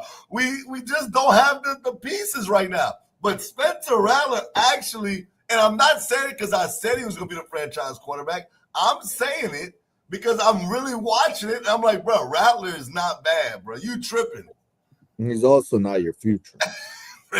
He might be the Colts' future. Oh, baby, let's go. Well, the Colts' future is that guy that got us number one. Now you love Daniel Jones. Huh? So, I was about to say, nope. Stick to what you said week 1. That, you don't believe in Daniel Jones. Oh, no, I don't think he's going to. Remember all that? Sure. I still, okay, I'll go back to that. I don't believe in Daniel Jones, but Daniel Jones, keep winning. Keep winning. I will not believe in you, but keep winning. No, don't jump on the train now. Don't jump on the train now. Y'all need to jump off the Rattler train. That's the train. Y'all should jump off. I concur with you, X. We're not losing because of Rattler. Unfortunately, I believe he will be benched because they're gonna have to see what they have with Shook. And they're using. I think they may even. So I was at the barbershop and they brought up a point to me. It's like, man, they're gonna have to play Shook because they need to have some tape on him, even if they decide to trade either him or Spencer.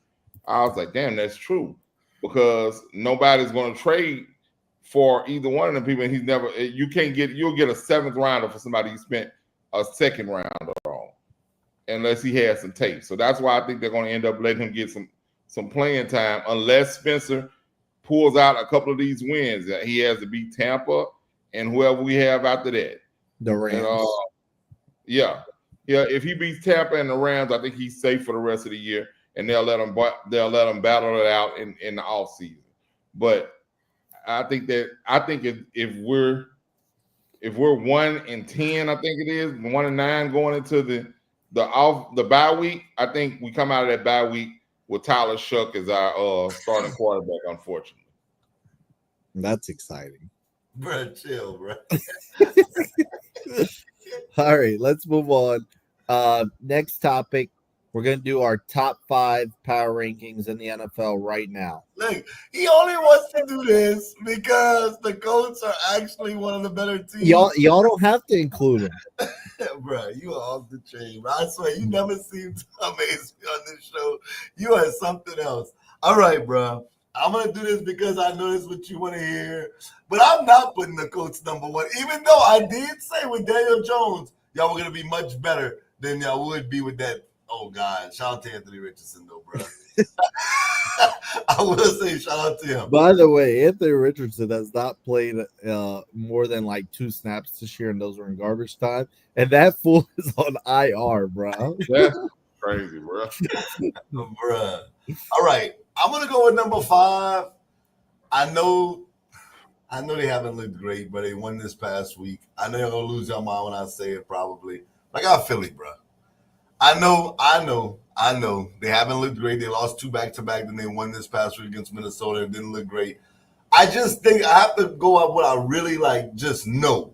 I know when the chips are down in the playoffs, I would pick Philly to beat a lot of teams that maybe you might say at this moment may be better than them. Saquon has to be better. All the fantasy owners out there, I don't know what's going on with Saquon Barkley. Hey, send that boy to me.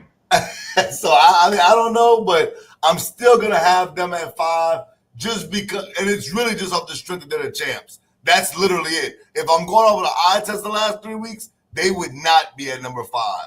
But I have them at 5 right now today. At number 4, I'm putting them at 4 despite having 1 loss, and that's the Green Bay Packers. Bro, I don't know, maybe I'm tripping and maybe y'all feel different. They're like a team that only has 1 loss and 1 tie, but they don't look great to me. Their high is great, but their floor, their floor is not to me, they play up to the competition. Their 1 great win I felt like was week 1 versus the Lions. They looked really good that first week, but I don't know. It's like some momentum shift since then. They are 4-1-1, so I'll put them at number 4, but I don't think they're better than the 3 teams I have in front of them. At number 3, that was the Packers. At number 3, I got the Detroit Lions. I can make a case that they're the number 1 team. I really believe that in my heart.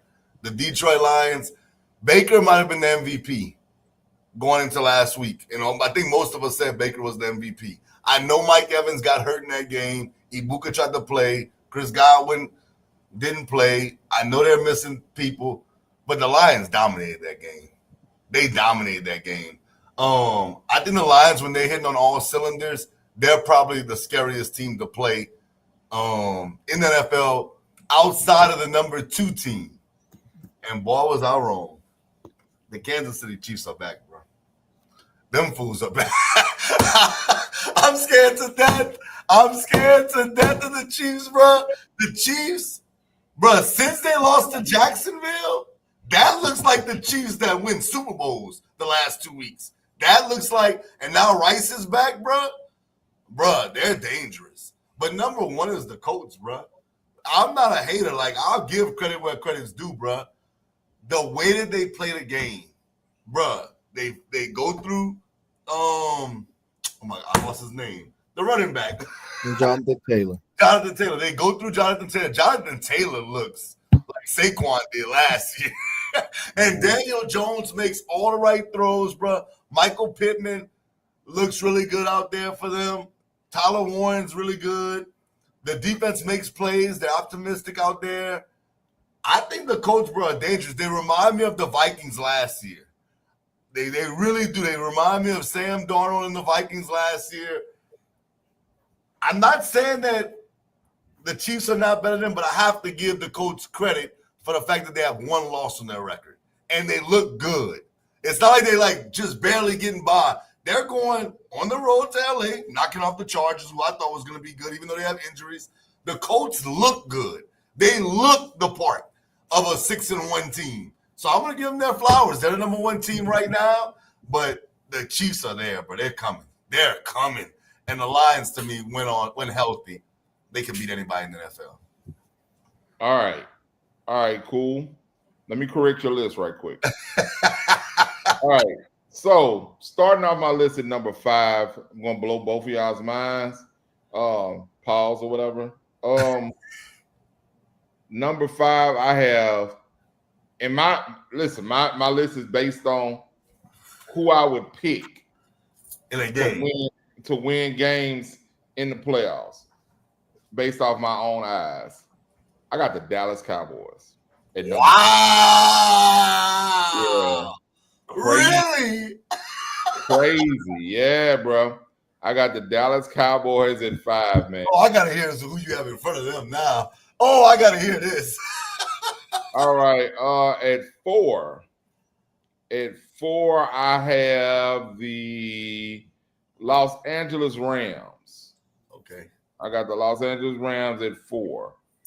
At 3, I have the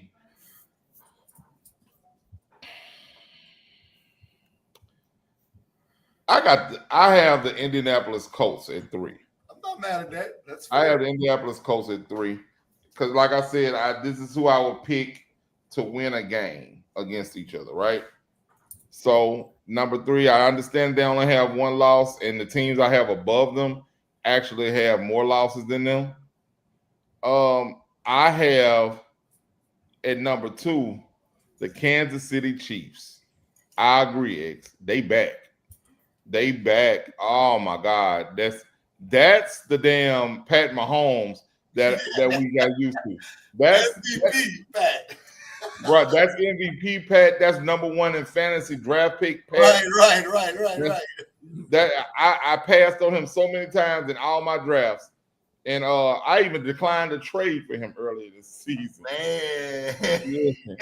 But yeah, man, that's I got the Chiefs at 2, and at number 1, I have the Detroit Lions.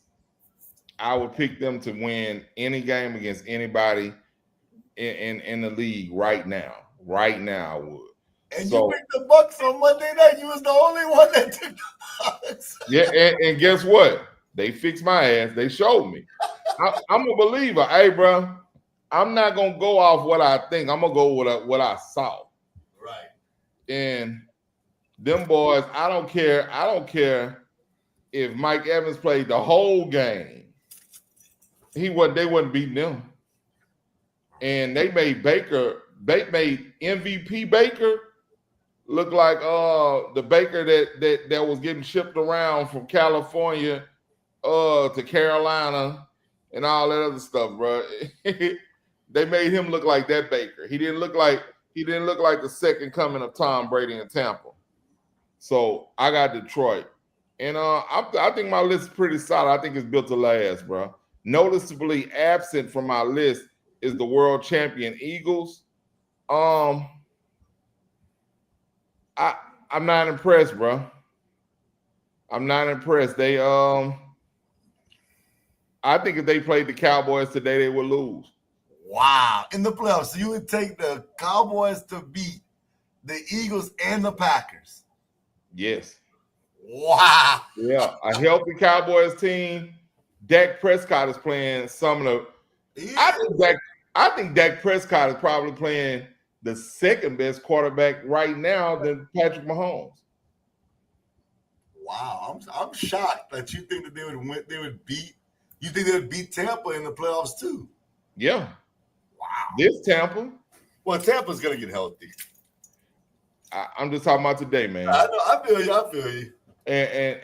And the only thing wrong with the Cowboys is their defense couldn't start for Scott Park. And I take my defense that I had at Scott Park last night over the Cowboys defense right now, man.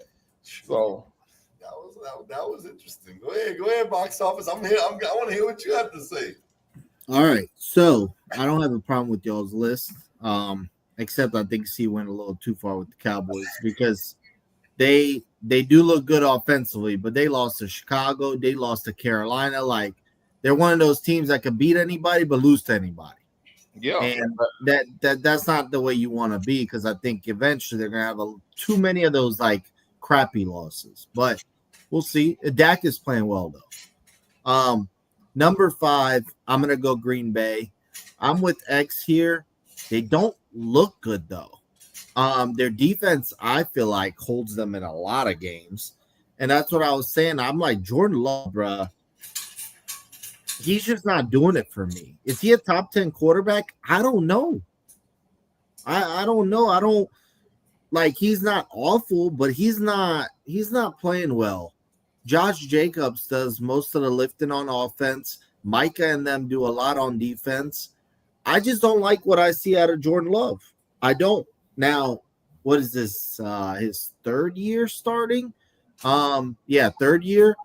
And for someone that sat behind Rodgers and had enough time to sit, he should be better at this point after 3 years starting. I don't see him as like a 3-year starter off a rookie deal. No, he's had more opportunities to learn. So Jordan Love has to pick it up for me. Number 4, I'm going to go with the Rams. I think that they're a legit Super Bowl contender. When Puka and Devontae are in there, Stafford goes crazy. The defense has been a little up and down, but I think that they'll be okay in the end. The Rams are a legit contender, man. Number 3, I'm going to go with the Lions. I had the Lions in the Super Bowl. If you ask me right now, I think they come out the NFC. I think that they're legit. They're everything I expected. I know a lot of us were a little worried. Will they miss Ben Johnson? You won't miss Ben Johnson when you got the players they have. Like, with those players, you're going to make it work. And they have one of the best rosters in the NFL. Number 2, I'm going to go with the Chiefs. I've got the Chiefs over the Lions because they beat them. They beat them 2 weeks ago. The Chiefs are back. I hate saying that because I'm tired of them, but Rashee Rice and Xavier Worthy getting healthy for them was huge. Huge.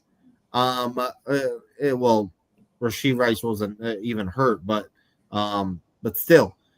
Kelsey even looks better with those guys around him.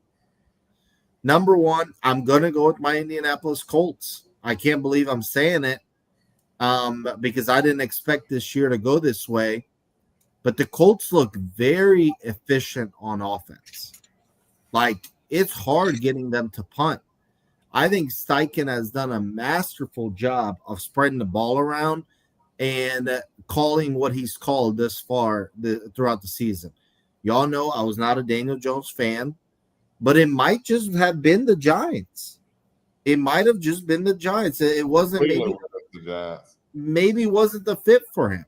I think it was for sure. Now, I love the offense and how balanced it is. Jonathan Taylor's going crazy. But if Jonathan Taylor isn't playing the best, then they have Tyler Warren, who's been an awesome rookie pickup, especially first rounder. Michael Pittman has been really good. Josh Downs has stepped up. Alec Pierce has stepped up. Then the number one thing is no offensive line is playing better than the Colts. Daniel Jones does not get touched often. And Jonathan Taylor is running through huge holes.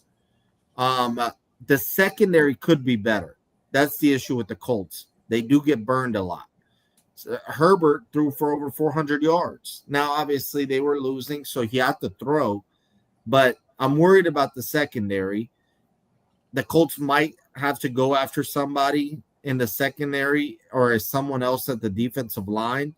But so far this year, just literally eye test, no team has looked better. They haven't. And then to follow it up, the Colts have the Titans this week. So they should be able to keep it going. But, you know, the Colts do soon here have the Steelers.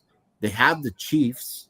Yep. So we're about to find out more about the Colts here. But thus far, you just can't say anything. They've looked very impressive.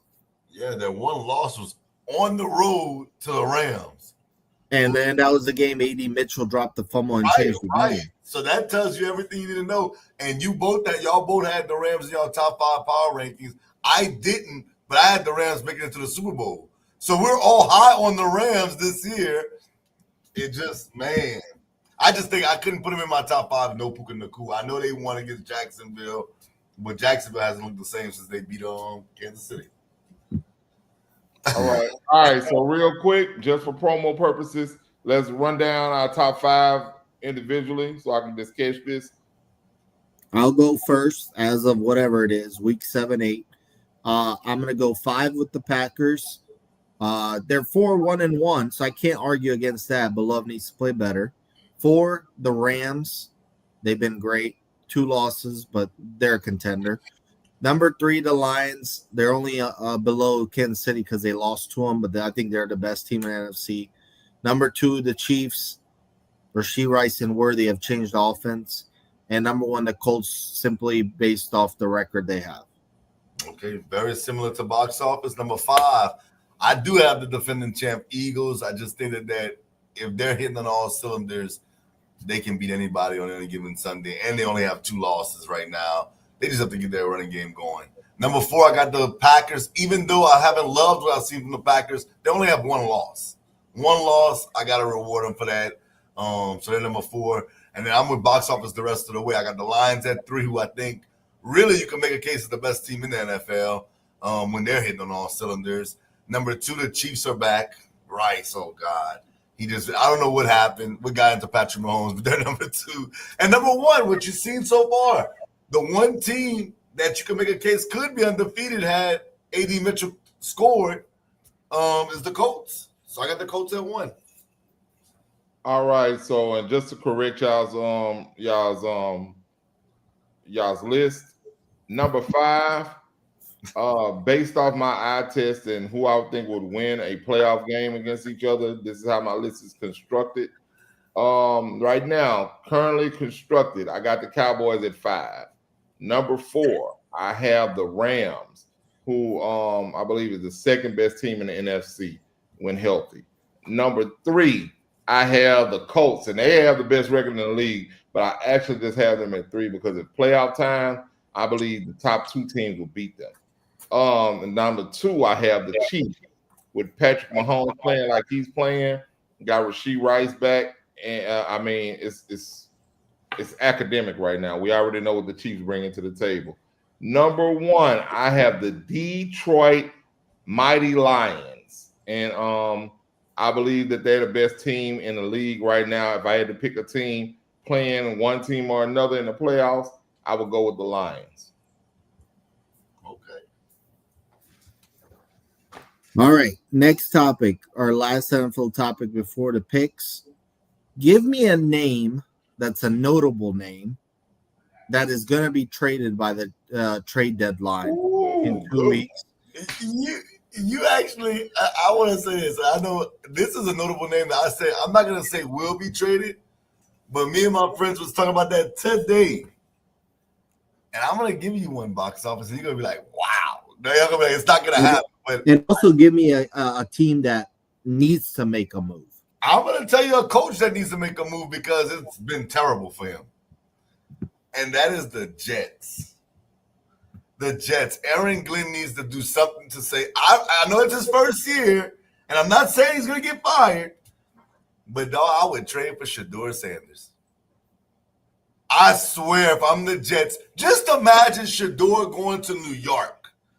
Bro, that would be the talk of the internet. It would explode that he got traded to the Jets. Me and my friends was talking about that today.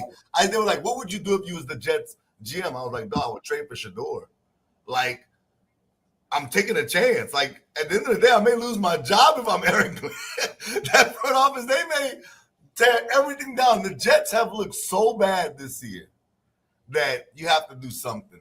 And I just think that Shedeur, give him a chance, bro. He has Garrett Wilson over there. You got Breece Hall. I feel like he can get them the ball.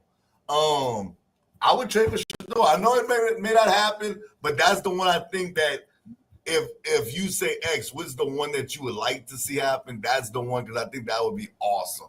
Just for the internet, for Shedeur himself to get an opportunity in a big market. There's no trade I can see that would be bigger than that trade. And you're not even talking about guys that Shedeur is a rookie, and that would just blow up the internet. So that's the one I think I would want to happen. As far as one happening, I keep saying it, bro. I know my man, you don't like what I'm saying, bro. Alvin Kamara to the Chiefs. That's what should happen. That's what should happen. Alvin Kamara to the Kansas City Chiefs, dog. Kansas City's looking great right now. You add Alvin Kamara to that. I know Alvin Kamara don't want to leave, see. I know you don't want him to leave. Bruh, go chase the ring, bruh. They need help in that running game. Pacheco has not looked great this year. Bring in Alvin Kamara. Bring in another piece for Patrick Mahomes. That's the trade that should happen. bro. Man already said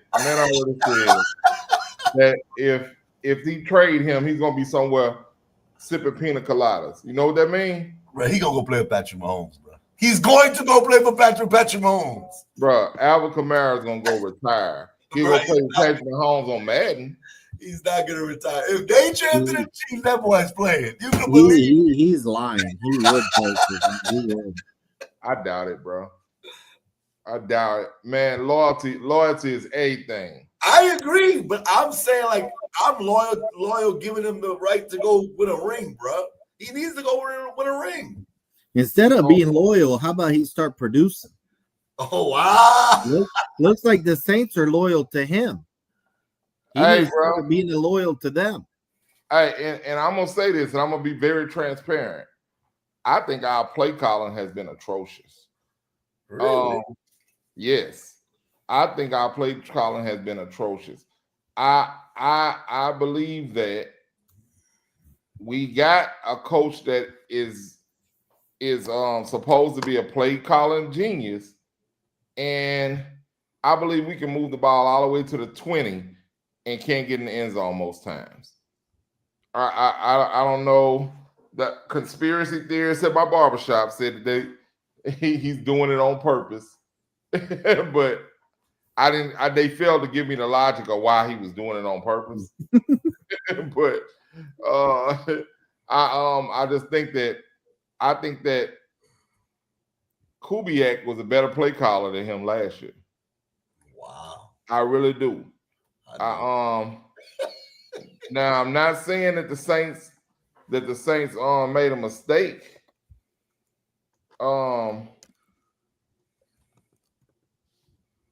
Hiring Kellen Moore. I'm not gonna say they did that because it's yet to be proven, but I think he has to do a lot better at the play calling because he's not getting Kamara out in space, bro. That's where Kamara thrives at. Kamara, box office's main argument against Kamara was all he hadn't run for 1,000 yards. My main defense for him, but he always gets 1,500 all-purpose yards. I haven't seen Kamara catch 5 catches in one game yet. Some game, I don't think, did he catch one last week? I think he caught one last week, but regardless, he's only got a touchdown this year. That's it. Exactly. And that's so do we think he don't know how to play football anymore? I don't think it's a Kamara thing. But I do think maybe he should go to coaches and be like, get me involved. Exactly. I absolutely believe that. So that's why I think it's a play calling thing. It's a play calling thing, and our offensive line is young and not very good right now. So that's not in addition to having injuries, they're not very good and young. So I don't believe that it's Kamara's fault. I definitely don't believe that. I believe if he did go to a Kansas City Chiefs, he would thrive because you got Andy Reid there. So I know it's not Kamara's fault, so I think it's the play call. I think we need to do better with that. So he should be traded. Yeah, all right. So who I think should get traded or who is going to be traded? Who should get traded, but I think that Flacco messed it up for him is Trey Hendrickson. Signed a 1-year deal. So he's going to walk after this year. He's going to walk after this year, unless they franchise tag him or something, and they're gonna get nothing from him. So they should trade him and get something for him. You could definitely get something good for Trey Hendrickson right now. He's the best player on their defense by far. So right now with Flacco looking like he can keep the boat afloat while waiting on Joe to come back. I think that he's stuck there. But who I believe I can see happening, who I could see getting traded somewhere is somebody like a Jalen Waddle. I think that Miami may have a somewhat of a fire sale. I wouldn't be surprised to see them trade Waddle and A-Chain. Simply because they're not good. They're not going to be good in the future. And who is toast? There's no there's no reason to have any kind of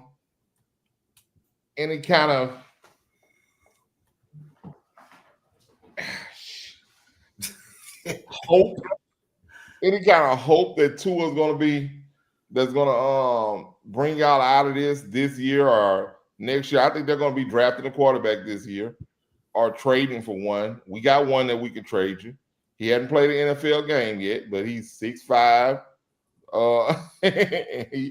And we'll trade you. Send us Waddle. But I think Waddle may be on the move. Other people just that I've been hearing about, Brees Hall. I think that I agree with X. I think New York should be trying to move some of those pieces, bro. Brees Hall, I could see him on another team making an impact. What team? I really don't know. I can't really think of a team that would trade something significant for Brees Hall right now. But we know Brees Hall. I don't think Brees Hall is a problem either in New York. I think it's New York. Chargers trading for Brees Hall. That would be a good deal. That would be a good deal. That would really help that would help them significantly. Because they seem to have been regressing over the last couple of weeks. But I mean, I think Omari and Hampton, I think they had all their eggs in that basket, and he got hurt as well as what's the guy's name? Najee Harris. So Najee was their security blanket in case Omarion was having those rookie problems, and they both got injured for the year. So if they traded for Brees Hall, I think that they could kind of salvage their run for their division, not district. I was about to say district. It's not high school. Yeah, the division. And I think that would help them out a lot. But what they would have to give up, I don't know what kind of draft picks they would have to give up to get a Brees Hall from New York. But I think that New York should definitely. I think New York should have a fire sale and get rid of everybody over there. Get rid of him, Wilson. See if anybody wants Justin Fields to go back up their quarterback. I would get rid of all them dudes. All right. I really, really want my Colts to go get Trey Hendrickson. I just said earlier, our secondary is the issue, and the way you help the secondary is getting even better pass rush. He wants a deal. The Colts can offer him that long-term deal after this year. Even if they can't, you just pay him at least for the rest of this year. I think it would be fire. I said it about a year ago. I said they should give up Quiddy pay and maybe a third rounder, a second rounder if the Bengals are really being greedy. I think Trey Hendrickson's worth it. He's 17 and a half sacks back-to-back years. He's already got 4 sacks this year, and he just missed the game. He produces, and he's only 30 years old. He's not on the decline. I don't care what anybody says. Like he puts up numbers. I want the Colts to get him. We have the Bengals' old defensive coordinator, so he knows them. I just think, and I've read reports that teams have reached out for Hendrickson, and I'm sure the Colts are one of them. And I think the Colts would be really, really good on defense, and then it would be really, really legit. But like you said, see Flacco now helping them out. You know, everybody's thinking the Ravens are still in it with Lamar. Hell, the Bengals are in it. I mean, this dude Flacco, he doesn't overcomplicate. He goes, I got Chase and I got Hickens. They're getting the target every damn play. Every damn time. That's the best way to go about it. Like, just go throw to them too. So he don't even break the huddle looking for anybody else. I don't give a damn. You got a tight end over there, boy. Boy, fuck the tight end. I'm not thinking about him. These two But over here. I do think the Bengals are being really goofy with the Trey Hendrickson thing. You're not giving him the deal he wants. You're eventually gonna lose him for nothing. Go get something if you're not willing to commit to him. I think the issue with the Chargers, more than anything, it's their offensive line. Dude, with Joe Alt out and Rashawn Slater, they are getting destroyed. The Colts had a field day with that defensive line. I think the Chargers need to go get a right tackle because they put Alt at the left tackle and Alt is about to come back. So go get you a right tackle. I do think the Chargers should be interested in Brees Hall, but I think they should more key on the offensive line. That's their issue. Omarion Hampton will be back sometime later this year, but it is going to be a while. But I think you can get away with a non-existent running game, but you can't get away with a non-existent offensive line. I think Jacoby Myers is going to be dealt. I don't know what the Raiders are doing.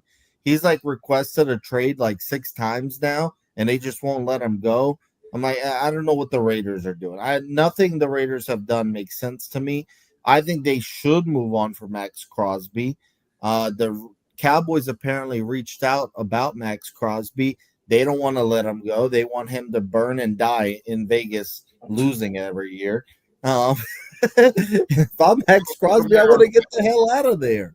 Like, if Max Crosby came out and said he wanted to be traded, would you feel some type of way about that? who? If I was the Raiders, Would y'all feel some type of way if Max Crosby actually got out of Las Vegas? no, I would salute him. I would Well, understand. he signed the deal just like Myles Garrett did, but y'all said Myles Garrett should have to eat it. He chose that route. But I never heard Max Crosby say like, "Oh, No, if he said it, you just said if he said he wanted to leave Las Vegas. No, Myles Garrett said he wanted to be traded before signing that deal. right." So he took the money. Okay, You get what I'm saying? Like, that's what y'all saying. yeah, that's the difference. But it looks like he's gonna remain a Raider, and eventually he's gonna lose his mind like Myles Garrett did. So. I don't know if another big name is going to be this week. I heard somebody talking about, did he like get injured this week or something and not come back in the game? Who? Crosby. I think he had like something minor. Yeah, and didn't come back into the game. It was like because what I saw was like it was on either a podcast or on something on ESPN, and it was like, yeah, he faked the injury so he wouldn't have to go back in there, and it was something like a back or a hamstring or something that they can't check or something. It was like, I didn't see that, but I don't blame him. Yeah, exactly. And like that's what they would say. It was like, bro, I'm not going back. I wouldn't blame them either. The way they got their ass, they messed up my parlay with this shit, bro. I would never. Y'all want to know a crazy stat? Speaking of the Raiders that I heard this week, the Chiefs beat them 31-0. Mm-hmm. The Chiefs had more first downs than the Raiders had offensive plays. Wow. That's crazy. And they sat all of these starters in the fourth and messed up my parlay, bro. I was so pissed off. I was like 2 yards away from hitting for 300-something bucks. Yeah, that's annoying. But other than that, I don't. Last night, Kevin Durant screwed me. I was 2 points away from winning $300 last night. Oh, DeAndre Ayton screwed me. I hit everything, $10 for 800. I needed 10 rebounds from him. He had 5 at half. I'm like, all right, I'm gonna ride this out. That fool had 1 in the second half. DeAndre Ayton, bro. One thing about betting, I need to stop betting on soft ass players, bro. Yeah, bro. Yeah, he'll get you every time with that. 5 at halftime, and you get 1 the whole second half. You're 7 foot tall. Come on, bro. All right, let's get to our picks. We got to get to our picks because we still got the NBA. Yeah. All right. All right, the NFL standings. Here's where we stand. Antonio first, 25-18. Jasper second at 21-22, which means the rest of us are all under 500. I'm 18-25. X, you're 17-26, and C, you're 15-28. We've been terrible, bro. Bro, it's so the NFL has been weird this year, bro. It has. It's been nuts, actually. Just All when right. you think you have it, they switch it around on you. Watch Bro. the coach going to lose his streak. He said the Titans mess around and beat him this I'm gonna die laughing, boy. Hey, it's a division game, bro. You never know in those division games. Built-in excuse. I mean, I'm just saying. I can see it. All right, it's Thursday night game. We've got the Vikings at the Chargers. Jasper and Antonio picked the Chargers. Who we got? Bruh, I got the Chargers, but bruh, I swear to God, these Thursday night games. I think we get these wrong every week, bruh. I do the graphics. I think we get it wrong every week, bruh. Matter of fact, I'm gonna reserve my right to pick my team right now. I want to see who y'all gonna pick. Go ahead. I'll go first.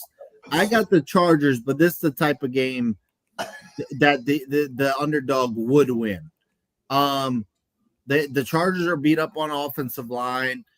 The Vikings, man, they've got targets. They've got it all, but Carson Wentz eventually messes it up. I'm going with the Chargers, bro, but I'm not confident. I think JJ's playing this week, huh? No, they said Wentz is playing. Wentz is playing for sure. Hey, man, I don't give a damn. I got the Chargers. Bruh! The Chargers actually should beat them. I think they're actually a better team, but these Thursday night games have been crazy, and the Chargers are one of the weird teams that I think everybody had in their top 5 like 3 weeks ago, and now nobody had them in their top 10 probably. So I'm not doing it. See, I'm taking the Vikings. There's no way I'm doing a graphic with y'all all picking the Chargers. I picked the Chargers, and the people on TikTok are just going on. It's like, bro, what are y'all doing? Every week, I'm taking the Vikings. If I'm wrong, cool. I want people to be like, X, what were you thinking, bro? At least the rest of the team got it right. I'm taking the Vikings. Hey, look, if they can stop Daniel Jones, I mean, hey, bro, I gotta climb. See, I gotta climb. Hey, now you're not gonna climb, but I'm gonna climb. Jettas is gonna have a field day. Start Jettas this week, y'all. Jettas going to catch 10 balls, over 100 and a touchdown versus the Chargers. I got the Vikings. it's not enough. All right, next game we got the Bears at the Ravens. Oh, I got the Ravens. I think Lamar is going to be back. Lamar's back. I don't believe in the Bears, bro. I mean, I know the Bears just beat the Saints and they rushed the ball for over 200 yards. I get all that. Swift looked good. But I'm going to go with the Ravens. At some point, bro, they have to turn around. It's in Baltimore. I got Baltimore. If Lamar plays, I got the Ravens. If he does not, I have the Bears. Yeah, I'm the same way. If Lamar don't, I don't have them fools neither. Yeah, I'm going to be picking this game if Lamar is not playing. I mean, Yeah, my phone died over here, so I'm gonna update it with Jasper and Antonio's picks soon. But I've got the Ravens, same thing. If Lamar doesn't play, I've got the Bears. But I think everything I'm reading, he's gonna play. If Lamar don't play, bro, we taking that off this game. We go pick a different game, bro. We not picking that game. All right, next game we got the Niners at the Texans. I got the Niners. The Texans, I'm done, bro. I'm done. I'm done with them. I don't even know, like, bro, what I was thinking. I don't know what's wrong with CJ Stroud. I really don't understand. I know I'm a Seahawks guy. I picked the Texans to win the game just because they were coming off of a bye. I'm like, bro, they're coming off a bye. They should be able to beat this team, and they didn't. Yeah, I got the Niners, bro. The Niners are figuring out ways to win. I got the Niners. I got the Niners because the Texans suck, bro. I do, bro. I got the Niners because the Texans suck, and I think Christian McCaffrey has something to say about being the best running back in the NFL still. When healthy, he still is very formidable versus anybody. Yeah, bro. I actually feel for the Texans defense because they actually, I think I read they've forced the most turnovers. Their defense really good, but And they Stroud and that offensive line stink, bro.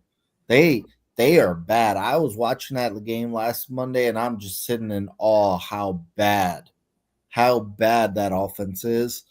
The Texans, bro, they are underachieving like crazy, and I'll be surprised if they win 7 games this year. That's how bad they are.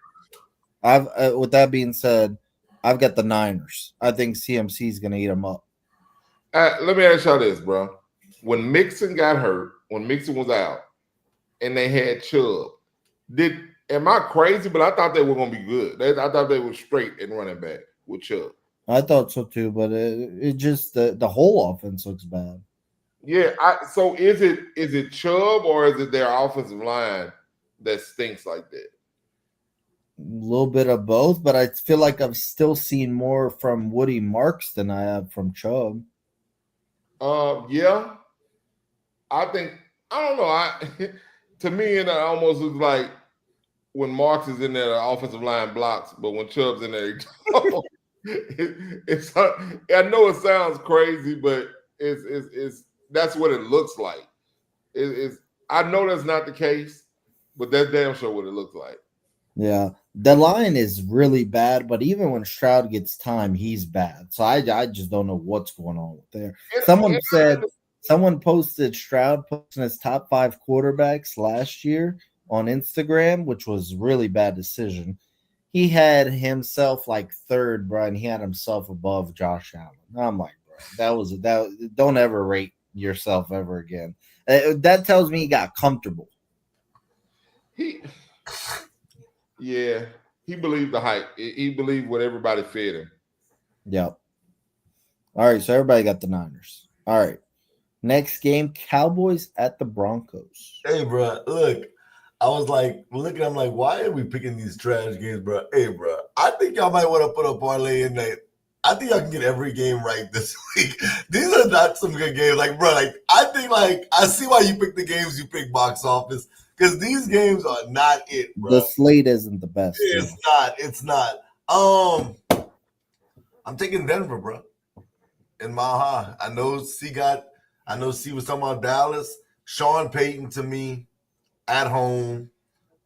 The fact that they didn't even give up on that game. You know how many teams would have threw the towel in that situation? Denver, they didn't play great in the first 3 quarters, but their defense is still legit. Bo Nix is legit. I got Denver, bro. Is Bo Nix legit though? He looked good last week coming back. He looked legit last week, but there was 5 weeks before that he did not. So who has looked legit all year is Dak Prescott, Dakota Prescott, and he got CD Lamb back. I mean, now he has 3 threats that he could throw to at any time. Because Ferguson is a big threat, and I think that he runs that offense to a science, and I don't think that. Well, Dallas's weakness is their defense, and I don't think Denver has the tools to exploit it. So I think it's going to be maybe a shootout, and I take Dallas in a shootout over Denver. Wow. Take the over. If you're betting this week, take the over. AC, you can't see me right now, but the ladder is out. And I hope y'all all take Dallas. I really do. All right, well that's not happening. I got Denver. I'm not sold on Dallas like everybody else. They look good one week, but then they'll ruin it the next week.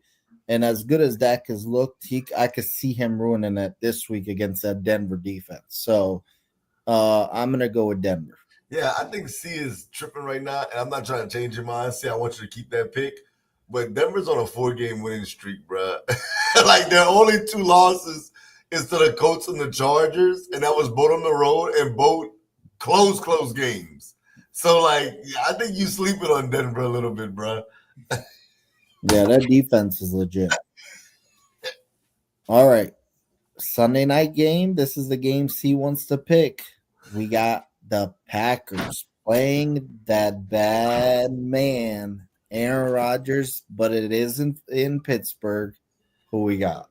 I got Pittsburgh. I do. I know I said I had Green Bay in my top 5 power rankings, but to me, bro, the Packers just haven't looked great. Pittsburgh hasn't looked great either, but I know Aaron Rodgers came out and said that this isn't personal. This is just it's not even about, the Packers so much. But I just have a feeling the Steelers are gonna win this game. I got the Steelers. All right. See who you got.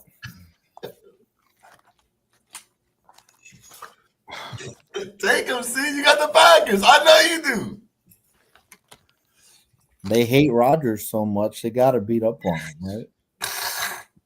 Michael Parsons on the end. Oh, see, Josh Jacobs. Thank you. I got the Packers. I was trying to convince myself, but Jordan Love, I'm just not sold on him at all.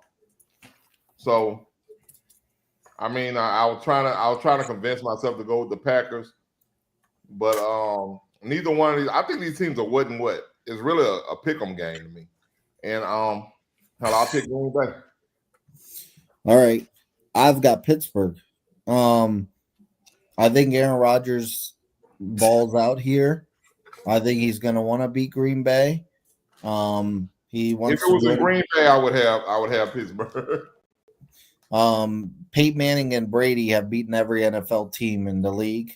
I'm pretty sure Breeze has too. And I think Rodgers wants to be part of that company.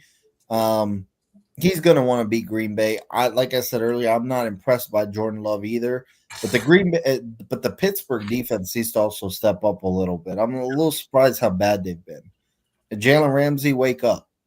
I don't know what the hell Jalen Ramsey been doing, but I think Aaron Rodgers wants this game and he gets it done. I got Pittsburgh.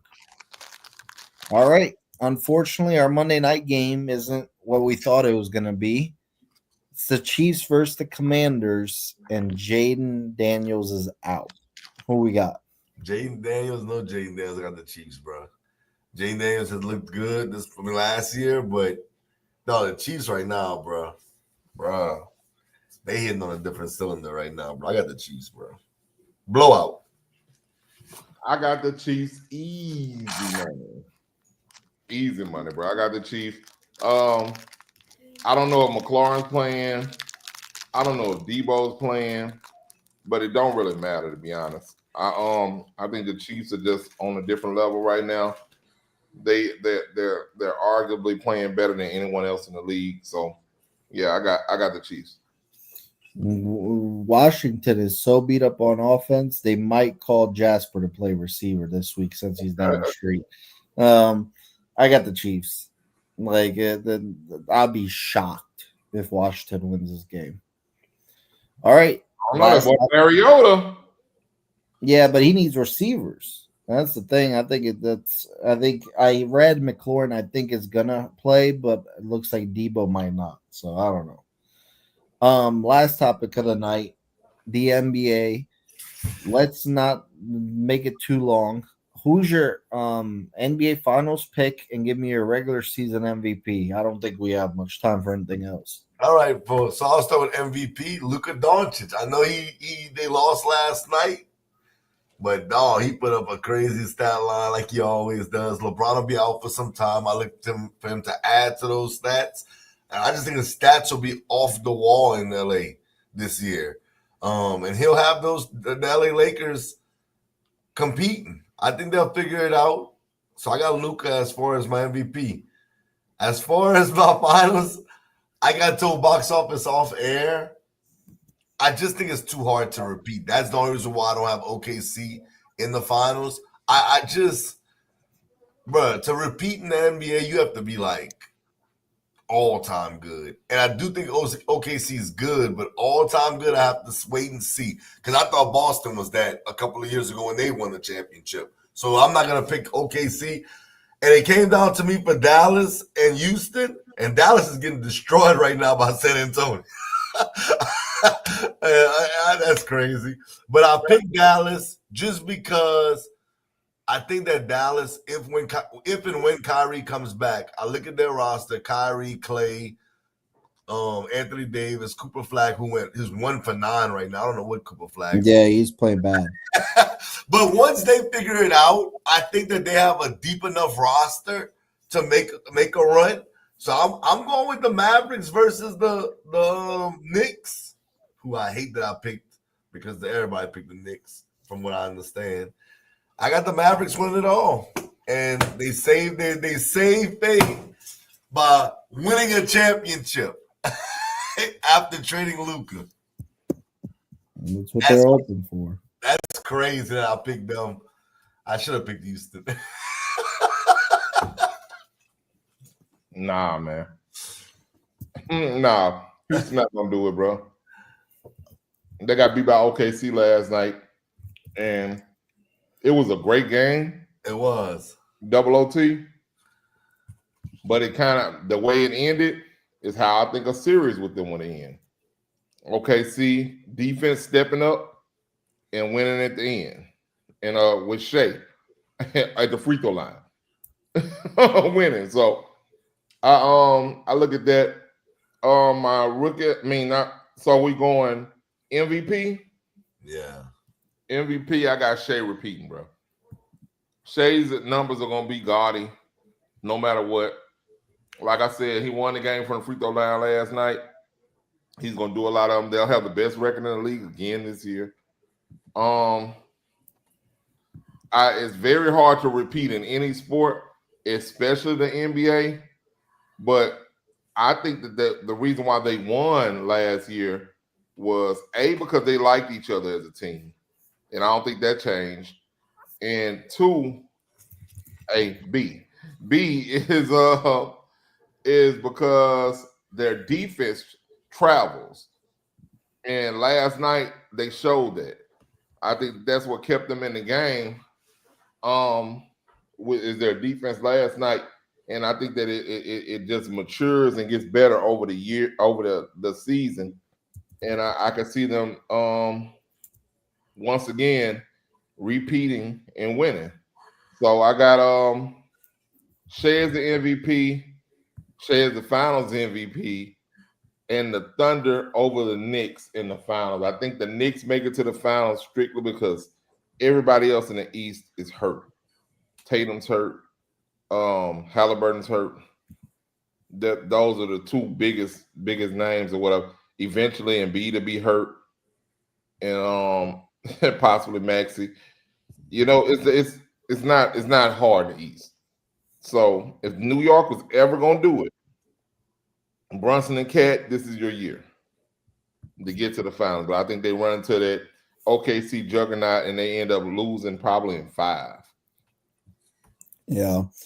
I'm going to go with Jokic as my MVP, just because I think that LeBron's going to take a little bit away from Luka when he comes back.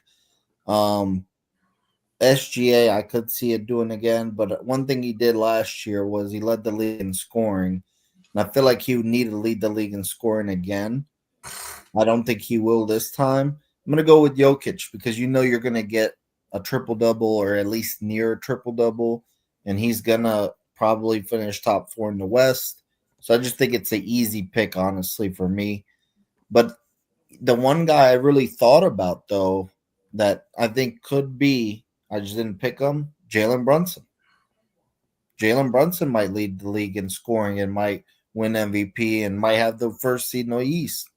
But I'm going to go with Jokic. In terms of the finals, I'm a lot like C, bro. I got OKC and I got New York. I know it's a boring pick. I don't see anybody else out of the East because everyone's beat up. I don't believe in Embiid. Go look at Embiid's numbers tonight. He was also pathetic. I don't think Embiid is what he used to be, honestly. I think the injuries have caught up. And I think the Knicks will actually, if healthy, have an easy road. And I think they take advantage.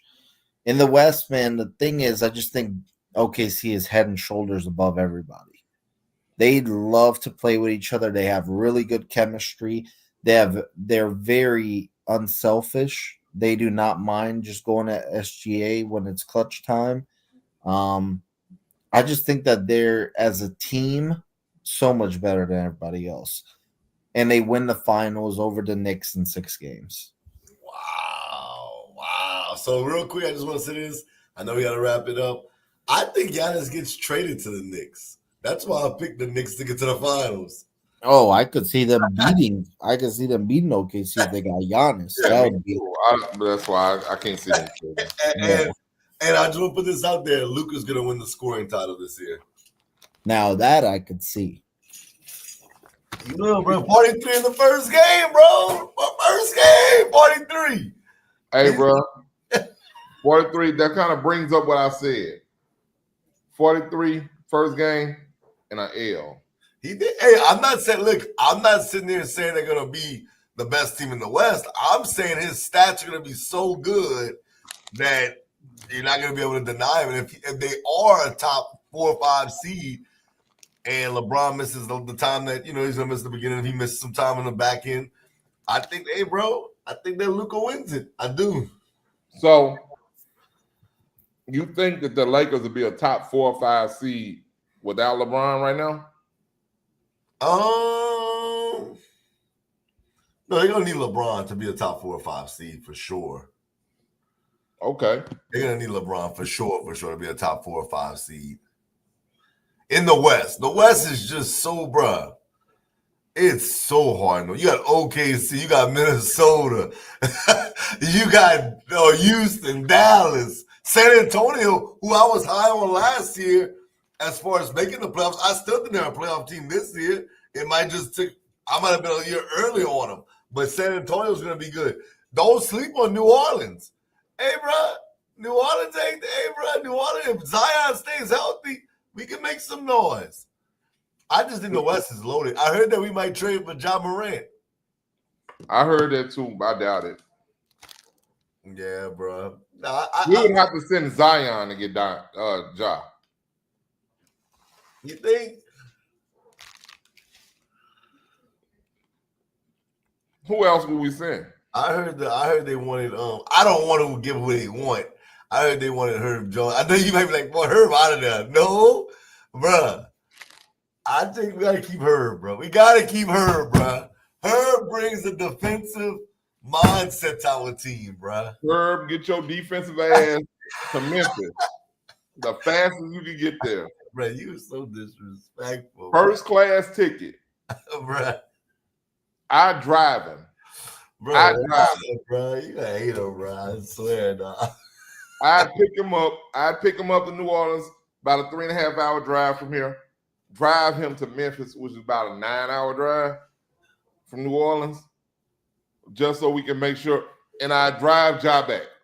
Bro, you sad, bro. You sad. And I'd get a New Orleans Pelicans jersey. Bro, hey, man. Hey, bro. You tripping, bro. Bro, can you imagine Zion and Ja Morant? Bro, we still going to need some shooting around that. You shoot pretty good. Oh, bro. I put you on the wing. Hey, no defense. Y'all thought James Harden. I believe you. They running everything through. Hey, who X got? Oh, yeah, we going at him. Oh, yeah, all night long, bro. Oh, no. Hey, can you help on the double team? Because we just send somebody help you on the double team, bro. I'm too old for all that right now. Hey, bro, you ain't got to do nothing but spot up because Ja is knifing through that lane. If it's not him, it's going to be Zion. See, oh, no, not me. I'm the wrong person to ask. Oh, no. Boy, what? How are you feeling now? I'm like, bruh, my uncles used to tell me, boy, wait till you get older. I see, bro. I just be waking up and stuff hurt. I'm like, bro, what? Yeah, man. You and you're not even 40 yet. Yeah, I'm 40. I'm 40. You made 40 this young. I'm 41. No, bro. Yeah, bro. Damn, you all X. Bro. Nah, man. Well, that's what happened in the 40s, bro. You wake up and something, if it don't hurt, it don't even work no more. Boy, oh no. That's why I said, oh no. Man, that boy asked me if I wanted to play the intramural league. I said, boy, stop. Stop. What? Boy, no. Bro, you know they bring the ABA back down here. But I'm gonna have that, boy. I'm not. Hey, hey, you remember we played in that game? Probably it had to be about 13 years ago. Oh yeah, bro. No, bro. Hey, bro, I was tripping then. I was too nervous. I shouldn't have been all that nervous. Wow, I was so pissed off at you. I said, I think I was just everybody never did that like that before. I was just nervous, bro. I said, boy, this boy get the ball. Your shot was off. Boy, come on, man. I done seen this thing make. Yeah, bro. I was just nervous then, bro. I was just nervous. I'm you know, I could play like a rock and jock type game, something like that, like a fun game where I'm playing against entertainers. Yeah, I can do celebrity games. Yeah. But I'm not about to play against no real NBA players or no college players, man. No, not at all. I agree. No defense. I'm coming up the court. I'm just shooting the ball from 3. That's it. I'm not going to the goal. None of that. Yeah, man. I ain't good for nothing. I if you get 5 fouls, I'm good for 5 fouls. Or if you get 6 fouls, I'm good for 6 fouls. And that's because I'm not going up and down the court. I'm just waiting for them to get back down here. And I'm gonna hit their ass. Oh yeah, oh yeah. Because I used to play with them against the middle school kids. Now, bro, you see, I stayed to the elementary school. I was like, I'm gonna play against the 4th graders. Yeah, the 4th graders. Yeah, man. Yeah, bro. That's why I won't play L with them no more, bro. Oh yeah, no, no, bro. I like I said, I practice when I coach with. Sometimes I practice with them, and I'm not doing it no more, bro. Bro, I'm telling you, like. I don't know if you remember that when I was out of work all that time that you was going through your stuff with COVID, I want to say, right? Mm-hmm. But bro, I had hurt my back, bro. I missed like 3 months of work, bro, playing basketball with some middle school kids. Nah, bro. That's crazy, bro. I don't do that no more, bro. Oh no. Man, that's crazy, bro. Man, speaking of middle school, bro, you seen what I posted, huh? About your nephew, huh? Yeah, so I saw a picture of him in football. I didn't see that today. It was his birthday. Yeah, it's his birthday last night though. 5 touchdowns, 265 yards. What? Interception, and like 10 solo tackles and like 7 assisted tackles. Who y'all was playing against? That's CSA, bro. Yeah. Yeah, bro. They it got ugly, bro. It got ugly. When y'all play again? Next Tuesday. I'm coming, man. I'm coming next Tuesday. So we're gonna do the show on Wednesday again. Yeah, bro. His games be on Tuesday, so at least for another probably month, I need to be a Wednesday show cat. It's all good. Hey man, we gonna pull up, man. I'm about to pull up on. We all play next week. It's at what's the name of that field, man? On mud. I mean on mud. Clark Field. Yeah, it's on Clark Field. Oh, that's right by my house. Yeah, I'm pulling up. Yeah, bro. It got so ugly last night. And the first game, I gotta count his yards, man. He had over 100 yards, I know for sure. And they we just couldn't get in the end zone, man. I'll be honest, bro, it was a play calling. I don't call the plays on offense. And he never knew Elwood could run like that. Right. So he wasn't getting him to the outside in space like he should have. Oh, but this week, oh yeah. What? So, like I said, man, it got ugly, and he needed that too, bro. The confidence built back like it should be. Oh man, that's awesome, bro. That's awesome. Yeah, man. Well, tell him I said happy birthday, bro. For real. Bet. You got that, man. Yes, sir. Well, I mean, I guess you'll get time with a shout out to box office shout out on us. Yeah, man. Boy said laptop died. Boy, that's sad, bro. Boy, that's all he do, work on computers all day. He ain't got no charger. Man, I might have found me a computer. The only bad thing is I gotta learn how to get the camera on here to work. Oh, I think I might have found it. We're gonna work on that once I get off here. But Yeah. shout out to you, man. Shout out to Neff, man. Happy birthday to him. Hopefully, he enjoyed that, and then he double back next week, and I get to see another 200-yard performance, a Rico Dow replay, back-to-back 200 yards. Oh yeah, man. And then we're gonna I'm gonna have that offer letter there tomorrow. I mean next Tuesday.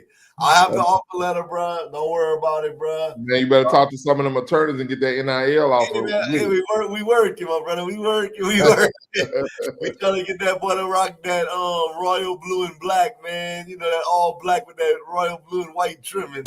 Hey man, he trying to pay some bills with this talent, brother. And 9th grade next year. 8th grade next year. Oh yeah, he gotta come on. Oh yeah, we gotta get him here now. Hey man, and I think I'm also gonna throw something in there for you next year too, bro, to get you here, bro. Hey man, we trying to pay bills over here. You right. To make sure you got that bill payment in there. It's all good, man. Shout out to my family, bro. I'll be back on next week, man, to tell y'all, that I do what I do, man. Bro, that's cute or whatever, man. I'll be climbing up to the rankings in that NFL this week. So we're gonna look for me. We're gonna look for me at the top moving forward, not at the bottom. All right. Last bit of shout outs. I was with my family, Hunter Morgan, Tori, Christian Lee, and Edward. Daddy, love y'all. I'll see you in just a second. To my beautiful wife, Latricia, I love you too.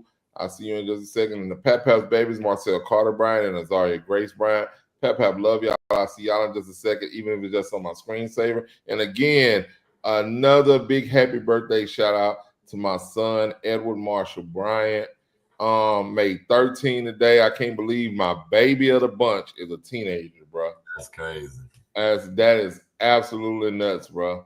I remember, I can remember, it seemed just like yesterday, he was always on my back. I lay on my bed, watch TV, and next thing you know, he done climbed on that bed and he on my back talking. So, I mean, now he better not climb on my back. He can climb on my back. That's my baby, bro. But he's a stud, man. He is a stud. I play with him. I said, bro, you gonna get us out the hood. You keep running like you gonna get us out the hood. I'm waiting on that, man. Like I said, bro, I don't care what level you at. 5 touchdowns, 265 yards. That's crazy. It's crazy, bro. Crazy. And it's only going up from there, bro, because he runs so. I want you to see. I really want you to come out, bro. You'll see it. I'm coming, man, for sure. Just text me the time, and I'm gonna be out there for sure. Bet. Well, I'm also gonna send you the stuff, bro. The only thing is when you log in, it's gonna send me a code, so you gotta tell me exactly when you log it in. Okay, I will. I do want to chop some stuff up and do some promo so we can get that up. You know what I'm saying? I appreciate it, bro. Well, we out, y'all. I see some viewers. Appreciate y'all on YouTube. Peace. Okay, man. Boot up or shut up? Yeah.